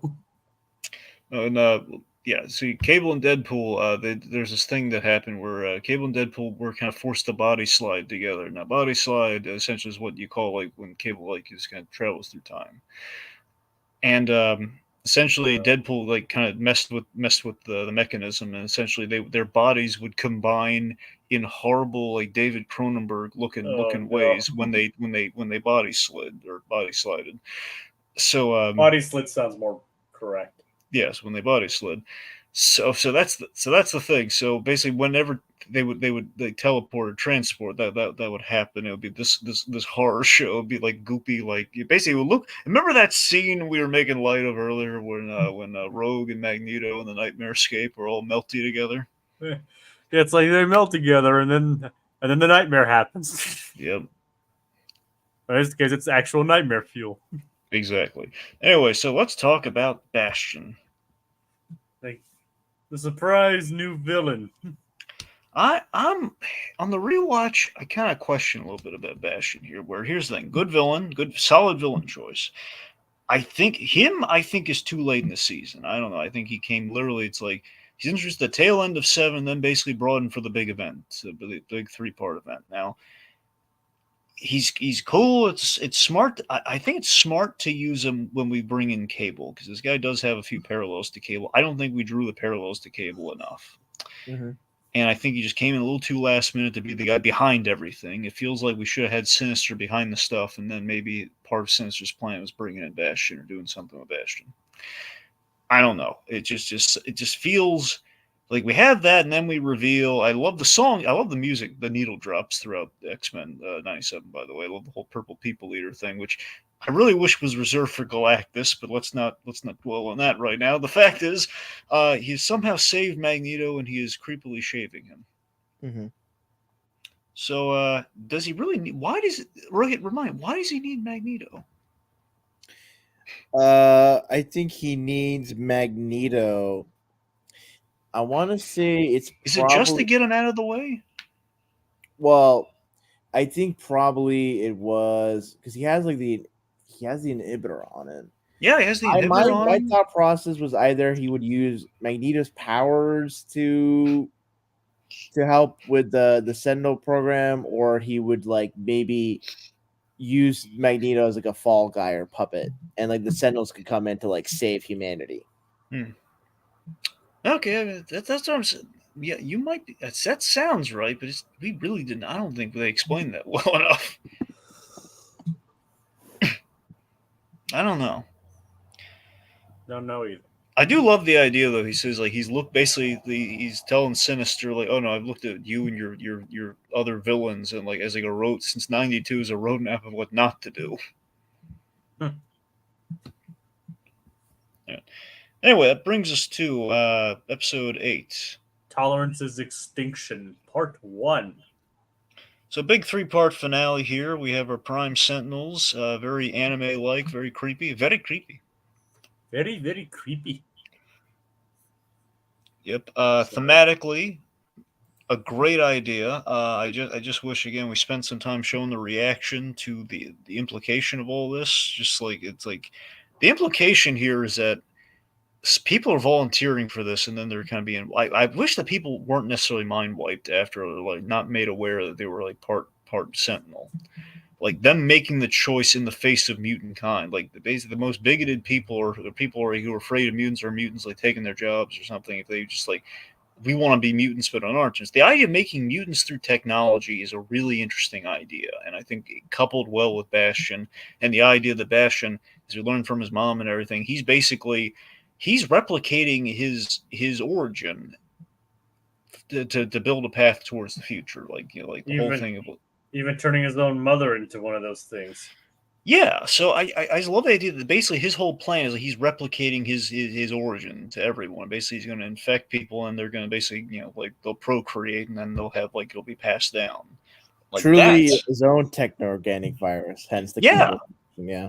That's great. And again, in parallel to Cable, if we drew that parallels a little wee bit more, I think that's really solid. I still think it works, and I think that's great. I just wish the people like were more conscious of the choice that they made, and then maybe like I don't know, because I know they have to be mind wiped for the whole procreation aspect of it, but it feels like I don't know. It feels like they should have been like they would have enjoyed the power or something, I guess, yeah. like an even footing sort of thing of like I don't know, maybe give like a shoes on the other foot. This is kind of like it's like if we saw like the Friends of Humanity turn into Prime Sentinels, that would have been interesting to see them like. Which we kind of saw at the top of the season, where they have like the Sentinel technology on their arms and everything, Yeah, they like put it on their arm, but like even further, and they would have just like been terrorized like mutant like children or something. Yeah, like that, like that. That I think that's interesting. I don't know. Sometimes I think the idea is there, which I don't know. It feels like money on the table a little bit. Well, it's saving money depending upon the cost of animation these days. That is fair. Of course, one of the great things about Morph is that we don't need to. A lot of the time, we can just shapeshift them into. Of course, I learned on Wolverine the X-Men and during the DVD commentaries, which are hilarious, by the way. The showrunners are very good humored. They point out like the reason they had such a large amount of mutants in that show is that they don't all talk. And they don't have to pay the voice actors. Exactly. So because of that, you can get away with a lot. So Morph kind of allows for that as well. Mm-hmm. Yeah. They can just bring in whoever voices the character that Morph changes into, and then boom. By the way, I still call BS on Morph's powers. I've always have. I still do. You mean like the fact that he can just change into them and automatically gain the powers? That's the thing. How you can have like the weapons and the powers. I call BS on that. I don't think that. Like especially when he turned into the Hulk. Yeah, I mean, if he can turn into the Hulk, I mean, I understand there's probably like a time limit on it, but even so, it just feels like that's a cheat, man. I mean, admittedly, turning into the Hulk was pretty cool, though. It is really cool. Look, it's really cool, but it's also the thing of like between him and Mystique, you always have that question of like, do they get the powers and the weapons? My understanding is the Mystique just is able to look like other people, but not have like their abilities and all that stuff. Because that's where Morph is like is like even more powerful shapeshifter as compared to Mystique. Now, I don't know if the show might have actually done this, but I don't recall. I mean, it would have been a really neat idea if Morph got upgraded to be able to fully replicate the powers after his time with Sinister. Which I don't know if there's anything saying that didn't happen, but it depends if you go back to seeing Morph, the brief time we saw him, if he actually was able to replicate powers or not. If not... I mean, he did replicate the powers as Quicksilver.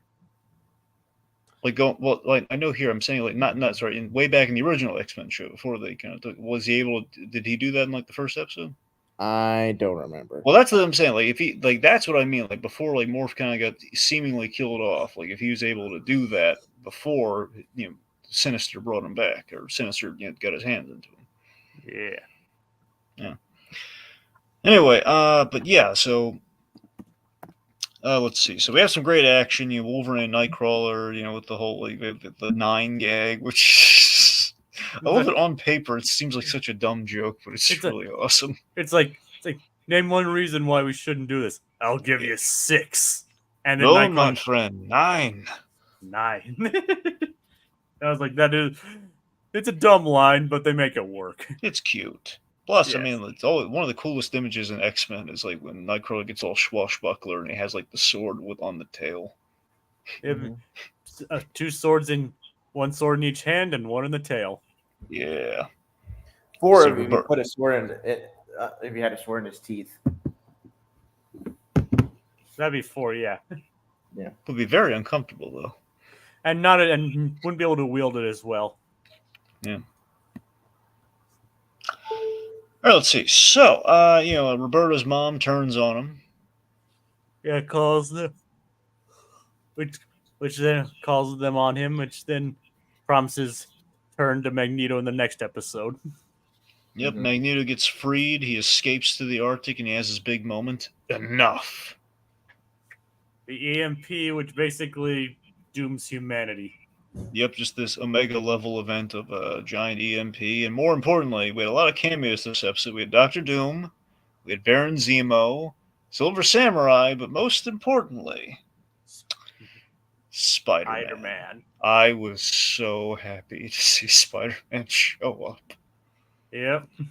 Oh my god. It's pretty much like in the X-Men show, Spider-Man had here's the thing, Spider-Man the animated series, they had a full-on X-Men cameo, but in the X-Men, like when big stuff was happening, Spider-Man you saw like a quick thwip. This is on brand. It's like yeah, and I remember that where he's like when he's like mutating into this man spider. Yeah. And they refuse to help him. It's like I do all of this, and when I call for help, nobody and you can't even help me. Go figure. Yep. Anyway, but yeah, so it's just Spider-Man showed up was huge because love affair, like I think a lot of us do have with the '90s Spider-Man show. Unfortunately, he didn't talk, but still, we saw him, and that was him. We also do eventually see Doctor Strange, Mm-hmm. Daredevil. Well, let's transition to the next episode. Tolerance's Extinction Part 2. Mm-hmm. Yeah, so when everything's going, actually, everyone shows up in the last part of it, so I guess even so, we should probably, let's put a pin in the rest of our cameos. So, Xavier's back. He shows up. It's way too late. Space takes a while, bro. That it does, Rohith. Oh, yeah. Scott's upset with Xavier, justifiably. I guess just say he put too much space between them. Yeah. Yeah, basically, part 2 is like we're getting the team back together for the big battle, and then we're also kind of like drawing some lines here, like Rogue and Sunspot. They join Team Magneto. Mm-hmm. Let's see. We have the Great Black Leather line, which is a fun full circle little nod. It's like what's with these costumes? Like, what did you expect? Black leather? Yeah, take that, X-Men movies. Yeah. Yeah, I always hated that line. Yeah. Yeah. And we put them in the 80s costumes, which essentially is a nod to the pilot. Yeah. Now I remember Bo DeMeo as like in the latter half of the season, Bo DeMeo on Twitter, like, hey, watch these episodes as like homework for like, the like 3-part finale. And one of the like homework assignments was the Pride of the X-Men pilot. Like the question, like, well, the world's about to come to an end. Time for a costume change. We gotta sell toys.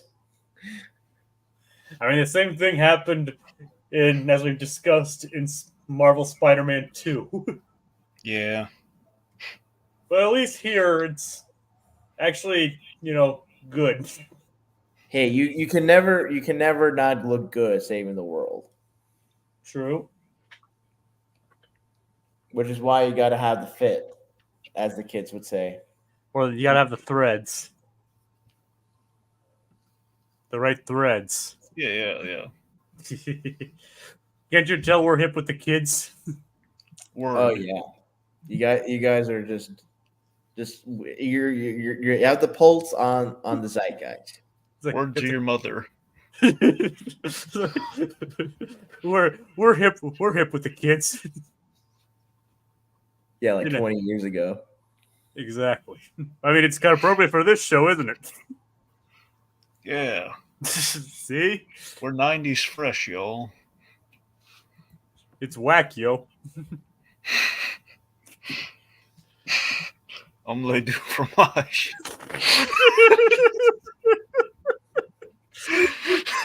That's what was missing this entire season.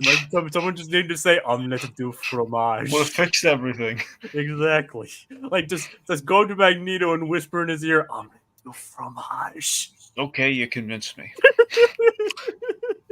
Right. That would have solved so many problems. Okay, so again, we have some great action. This is where we have Morph as the Hulk, and again, as I said, the powers cheat. And of course, they play the theme song during this whole time. I do love the whole sound of one hand clapping move from Beast. It's like, what do you call the sound? Do you recall the sound of one hand clapping as he like smacks the Sentinel's hand in the face. Yeah, with its own hand. It's awesome. We have some bucket list, wish fulfillment stuff here. Like Magneto finally tells Xavier to shut up when he speechifies. It's like, I've been waiting forever to say this to you, dear friend. Shut up. Yep, and then we have an awesome moment where it's like one of those things where it's like it's always been there, but you never thought about it. Like Magneto, like using his powers to put the helmet on Charles so he can't use his powers. Like that's a great idea. Mm-hmm. It's so simple. It like makes all the sense in the world. Why hasn't he ever tried it? Because again, he's got respect for Charles, but still, At this point, he's had enough with Charles. Yep. So then we have this is a monumentally huge moment. This is like a gobsmacking. Oh my God! We did the one thing we've never done in the X-Men cartoons ever. Magneto took the adamantium out of Wolverine. Well, that. But I was going to say, even coupled with that, Wolverine stabbed somebody and got away with it. With blood. Yeah, he actually stabbed Magneto, and this is the first time we've ever seen that. They've always they've gotten up to it, but they've never been able to. I mean, heck, early in the episode, it was like, there's only one way Magneto gets out of this. Yep. And he followed through. Yep. So then they adapt the other. So the two things that seemingly would never happen in animation with the X-Men. Wolverine was actually able to stab like a living person. Huh. And then we adapted the adamantium removal that Magneto did, which is another huge thing. Which that was like, oh my God, they did it! And it looks horrifically brutal. Yep, just like the comic too. I mean, pretty much just like the comic too. A little softened, which I don't blame him for. It's kind of like it's reminiscent of like the whole like, well, we can't beat Jason. We can't beat Jason Todd to death with the crowbar, or at least tantamount to. We can't beat Tim Drake to death with the crowbar in animation. So yeah, like this season really amped up the body horror. Yeah, so that brings us to the finale, part 3. Dodge's Extinction, Part 3. Solid finale. I do feel a little repetitive and intercut during the climax. Little bit, wee bit, like with our action beats. We had some good action beats. Like it just feels like maybe Jubilee should have had like the big blow, and that should have been, I don't know. I kind of wish Storm, she did return immediately. Mm-hmm. I felt like it would have been cool, like instead of like Jean just manifesting the Phoenix Force or whatever to like beat Sinisters, like Storm comes in, like Thor in Infinity War style. Yeah, you're right. That would have been pretty cool. Yeah, and it's like sister, and it's like yeah, girl power, like with Storm and Jean. Yeah. Let's see. We have during the blackout, trying to keep order. We have a lot of cameos here. They're real awesome cameos. Cap and Iron Man, they're at the White House. The one that I was like going crazy for, Daredevil. Oh my God, there he is. Yep. Cloak and Dagger. The same Daredevil that was in Spider-Man the Animated Series. Which, oh man, I geeked out about. It's like Cloak and Dagger, met Doctor Strange, T'Chaka, Black Panther. And T'Chaka, explicitly T'Chaka. And T'Challa, they were both in there. I think it's T'Chaka. Are you sure they're not both there? Because I know T'Chaka's in there, and we all see Black Panther in costume, but he has the cape though. Yeah, and in that scene where like the Sentinels, like he's wearing the cape. Yeah, but Black Panther in the X-Men, I forget if it was in the X-Men, sorry, in the Avengers United show or not, if he had the cape in that though. No, the Fantastic Four is where Black Panther shows up. And as Mutelli also points out, Peter and MJ. Yes, you're right. We did get we confirmed like he did somehow he did find MJ. It's like you did. We figured like, oh, he just saved her off screen. Yep. Hopefully, if they do bring John Sember back in, they get to let him explain how he saved MJ. I have the script for that. Oh, you do? Yeah, I contributed to his Rocket Man thing, so he sent us all the script of what the episode would have been that in which he finds Mary Jane. Oh, nice. Yeah. Of all Jack the Ripper, right? Yeah. You have to show that to me one of these days. Right. But not now. Well, of course not now. Yeah, so Mutelli says it was T'Chaka and his gray suit. I don't know. The later scene, it looked like they had the gray suit, and then you had like the black suit. So it looked like we had. I thought it was just a coloring thing. You know how? You're right. It might be a color. I can't tell. Yeah, because it might be that like the way that the shining of the screen, like you can make black look gray. Do you get what I mean? It is possible. I mean, I'm inclined to believe it's T'Chaka as Black Panther, but I mean, I can't remember in the Fantastic Four if that was T'Chaka or T'Challa. I mean, do you remember? No, for Fantastic Four, it's T'Challa, but it seems from my understanding is that the intention for the Marvel animated shows is that the only shows that were in continuity with each other was Spider-Man and X-Men. But I know for like Brad Winterbaum, the head of Marvel Animation, is like they all in their mind think that all the animated shows are in canon to one another, but I don't think it's like a hard fast rule. You're right. It's not a hard and fast rule because again, Iron Man did have an animated show and he did appear on Spider-Man as well. So you kind of have Iron Man in the spoke. Was it the same actor? Well, that I can't fully recall. I mean, because he was designed the same, but I don't know if it was the same actor. It's the same design though. Because obviously when they crossed over with obviously mentioning the X-Men and everything like that, they did bring over the same voice actors. I believe I think Rhodey was the same voice actor, so I'm inclined to believe Tony was. I'm pretty sure it was intended to be the same. You know, that's them. I mean, the series itself wasn't that great, but well, yeah, I'm just saying like the fact they popped up in Spider-Man, so based on that, and also I mean the Fantastic Four do pop up in Spider-Man, but they were altered a little bit, so I can't say full on. You know how straightforward, that connects. And we've mentioned the Hulk. We never saw the Hulk, and we definitely had Doctor Strange in there. He's from Spider-Man. So that's what I'm saying. All these characters that we saw, have appeared in like these 90s shows. It's interesting that like that there's a bit of MCU synergy with like one example being like the way that magic's depicted through like the runes. And we mentioned the whole fixed point in time, like why we couldn't undo Genosha. We used Doctor Strange for that.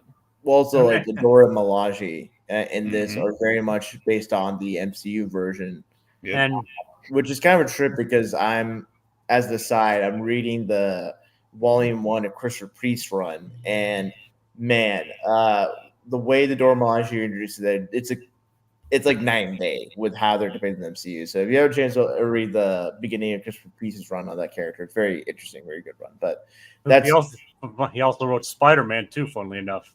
Okay. And now we just need to show Punisher in the show. Do you think they'd ever show Punisher? I would be cool. It would be interesting if Punisher came on the scene to like go after a mutant that kills someone, and then like maybe the X-Men come in to try to save said mutant because he's innocent, or even if he's guilty, like due process, whatever. I think if the show ever get to like Krakoa stuff, however that may be, like part of Krakoa is that like there's like sanctuary for every mutant, so and then all mutants are to be decided by like Krakoan law or whatever. So it'd be interesting for like said mutant to like get into the sanctuary Krakoa, and the Punisher has to like find that mutant. Here's the thing: if Punisher's going to show up, it'll be in like the Spider-Man revival, which I mean has not been officially announced, but I mean I think Spider-Man showing up in this style is a good omen. I think it's a very good omen, and Semper wants to come back. Semper says he's waiting for the call. I think probably they might have to wait a while with like Your Friendly Neighborhood Spider-Man coming out like sometime this year. So yeah, wait, what about it? It's like Your Friendly Neighborhood Spider-Man, that like Spider-Man cartoon that started off as like being initially a prequel for MCU Spider-Man. Now that's like taking bits and pieces, inspired but not directly. So that one it's my understanding is that's presumably going to come out no later than fall of this year. Well, yeah. I mean, it's like down the line. Do you think there's a chance of us getting like Spider-Man like '98 or what have you? I think depending because I don't not until depending upon how successful your friendly neighborhood is because if it's very successful, I could see Well, even Marvel. if it's not successful, I mean, Well, I think like because I also want to see what happens in Beyond the Spider Verse because maybe there's just like Christopher Daniel Barnes shows up and talks, and maybe there's some resolution to that plot line, so that whatever happens. Also, it's like the way Spider-Man is like this. Like if we were to start Spider-Man '98, you kind of need to kind of go backwards and explain what happened between end of Spider-Man TS and where Peter and MJ show up in this episode. Well, look at it this way. I think right now we're all calling it '98. I don't think it necessarily has to be like it could, just be like Spider-Man with a different surname or a year. Or even if it's like not Spider-Man, '98, we could just have like a catch-up episode within that. Mm-hmm. I don't know.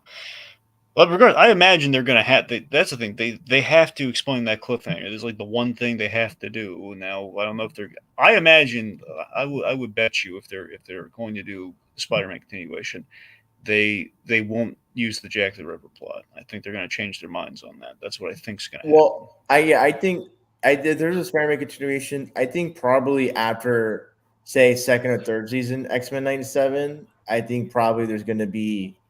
I think really because I don't know if Marvel wants to have like two simultaneous Spider-Man animated cartoons going at the same time. I feel like it's so I feel like with the friendly neighborhood Spider-Man being as it is, I feel like maybe we might not get a revival immediately. Is my thing. Also, Beyond the Spider-Verse being a thing, maybe there might be some continuation from there. I think it's like there really is a lot of unknowns for. I feel like we have a clear answer for a Spider-Man revival post Beyond the Spider-Verse. At least that's my thinking on it. But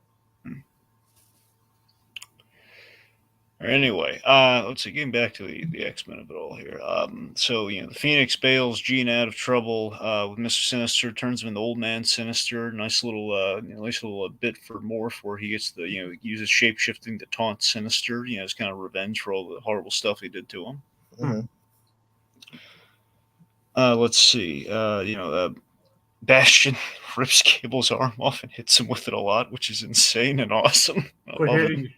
Quit hitting yourself. Quit hitting yourself. Very commando move, and then he uses the arm to kind of blast off into space where we have of our action. I guess what I'm talking about, the action gets a little repetitive, and we do this a couple times in X-Men stuff where it's like we have the overpowered bad guy, and everyone's like taking their shots at him, where it feels like we could have had like one big crescendo moment. Well, I think Jubilee might have earned it. It's the X-Men. They fight in groups. It's gotta be full total force. You can't just have one person, give it their all. Yeah. Also, I do love this idea though. I do love the idea the X-Men were kind of starting to talk him down, and then Kelly launches the missile like an idiot. He launches the missile, which by the way, sorry, we kind of glazed over. Do an asteroid M. Also pretty cool. Like it was kind of foreshadowed with the whole UN thing. We kind of saw like we were doing asteroid M. That was really cool.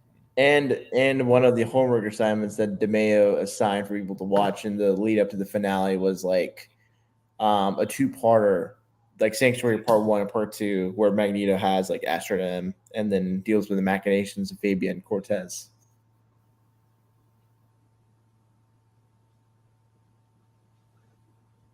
Yep. Let's see. Sorry, I was trying to. I think I lost it. Right. So yeah. So just the fact it's a great we kind of finally made some progress there with the bad guy because there was we also had a thing too where Bastion was he was kind of considered. There was like a point where Xavier tried reaching out to him, right? Yeah. Yeah, like Xavier tried. He was almost like good. He might have been part of like the first class, so to speak. Mm-hmm. Yeah.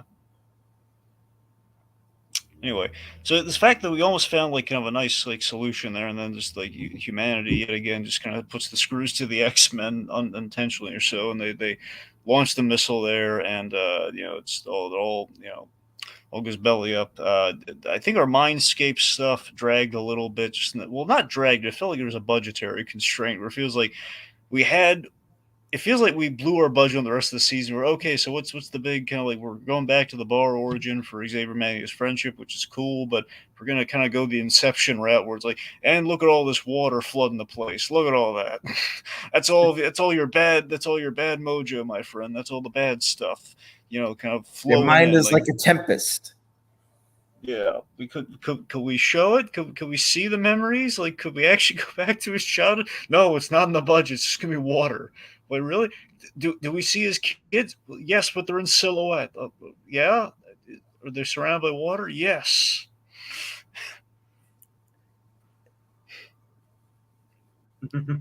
Budget is budget. So yeah. Yeah. Apparently, Hydro Man is Magneto's worst fear. All the children turn into water. Yeah. Someone just comes and slips it all up. Okay. Anyway, so how do you feel about it feels like a bit of a cop out that we put the X-Men in this impossible situation and they end up being saved by being randomly portaled through time.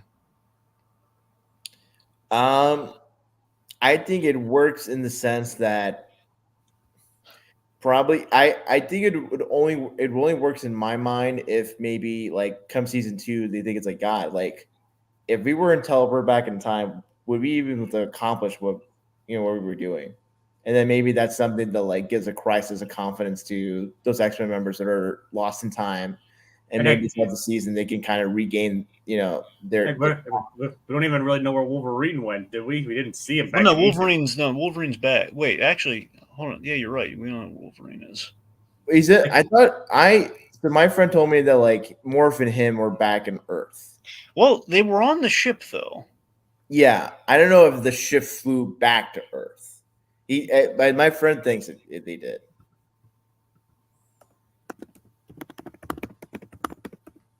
I don't know. I don't think it did. I know there's some people that didn't get brought with them, but I don't think that's thing like Jean, Storm, and whoever kind of Cable. It's Cable, so he's not going to stick around forever. But the fact is, we had the people in the ground level who did not go into space with everyone else. Like they were still in the ground, right? Like Storm didn't. Yeah, Storm didn't go up there with them. So like that, those are the people that did not get told. Oh, wait a minute. So no, Storm did. Storm did go up because Forge is looking for us. Yeah, so I don't know. Is there like did Jubilee? No, yeah, Jubilee got. I don't know. I don't know what the deal is. I don't know who's left. I guess they're all through time. Yeah, they're all through everyone but Forge and Bishop. Wait, so Jogi, Jubilee is still on Earth. How does that work? Oh, right. No, Jubilee. Yeah, Jubilee and Sunspot. They got it. Okay, Jubilee, Sunspot. Alongside Forge and Cable. Yeah. Okay. So there you go. Yeah. All right. So that's where we left it then. Okay. All right. Anyways, yeah. So we can basically set up season 2. We're gonna be wall to wall Apocalypse as the big threat, both throughout time. It would seem. You get Apocalypse. Him being like the first mutant and everything, like way back in the Egyptian times, and then we have him in the present. So yeah. Yeah. Yeah. So, like it's interesting for the fact that for where Cyclops and Jean end up, it's sort of going to be taking inspiration or adaptation of the Adventures of Cyclops and Phoenix, which I think it's like a miniseries or some comic where like they're brought in the future to raise Nathan. So that'd be interesting to see where that turns out. And very curious to see if they to see Gambit resurrected as Death. It would be kind of interesting. That could be an out for him to come back, I guess. I mean, because like in the comics, like post House of M, like Gambit was a Horseman of the Apocalypse, specifically Death, and so was Wolverine, was the Horseman of Death as well. And I'm curious, like, who is going to be like maybe Gambit, Wolverine, and then 2 other people that like died in Genosha come back as like Horsemen of the Apocalypse. Well, we can definitely find out. Yeah. We'll Yep. see how it goes. All right, so yeah, that's the end. It kind of ended on a big to be continued, but we definitely know it's coming back for more. It got approved for season 2, and from what I understand, it got approved. Basically two's almost complete, and I think 3 got approved. So I think we're kind of going to get at least 2 more seasons of it. Yeah, like the voice actress for Rogue mentioned she just recently did voice work for season 2. So If Deadpool eventually comes in at some point, I would really love it if they got Nolan North to play him. I think probably it's under. I don't think Deadpool will show up in season 2. Well, no, I don't think he's going to show up in season 2 because season 2 is going to be all Apocalypse. I don't think you're going to have room for Deadpool. I'm saying if we do season 3, if he's going to show up, it would be in season 3. I think I am looking forward to Apocalypse. Yeah. Mm-hmm. Do you think he's going to be? Oh my god! I just realized something. So Yeah.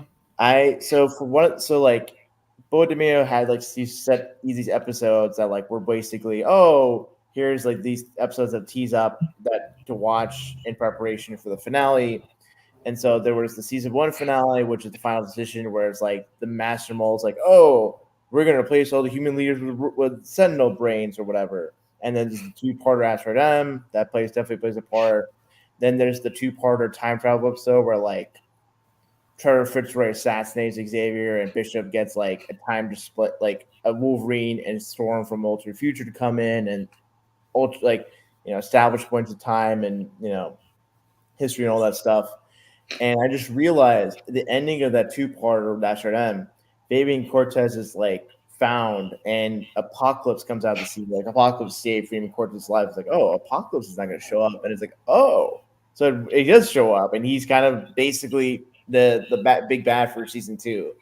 I'm very curious if Bo DeMeo will continue like, hey, watch these episodes in preparation, and then that kind of gives us clues about which characters will and stories kind of come through for next season and beyond. Yeah. Well, who knows how that will turn out considering his recent firing. Yeah, it's just weird to just kind of like, hey, the show that I was fired from, here's what y'all should watch, and answering questions like, dude, you're not like under Marvel payroll. Is this but it is a weird thing where everyone obviously loved the end product of 97. 97's like going great right now. So and plus there's still involvement in like season 2. So it's like we got DeMeo for a while unofficially. So it's a weird place to be. No, yeah. Yeah. Anyway, it's not. Anyway, so the point being, we've reached the end of season 1. I think overall, I think that I had a feeling we liked 97, right? We were pretty blown away by it. I think we had a good time with it. Mm-hmm. All right, let's take a moment to thank our lovely commenters. Thank you, Mutale, Little Blue, Gogias, Little Warp Monarch. All right. I want to thank, Rohith Dar for gracing us with his presence. Glad to be. Thank you for Rohit. I just want to thank Jacob for running things so smoothly. You're welcome. Okay, that'll do it for us tonight as we holster our remotes till the next installment calls for the draw Mano a Mano, just Plus and Us. To me, my X-Men. Hey, Wolverine. Had too many redheads? I could help.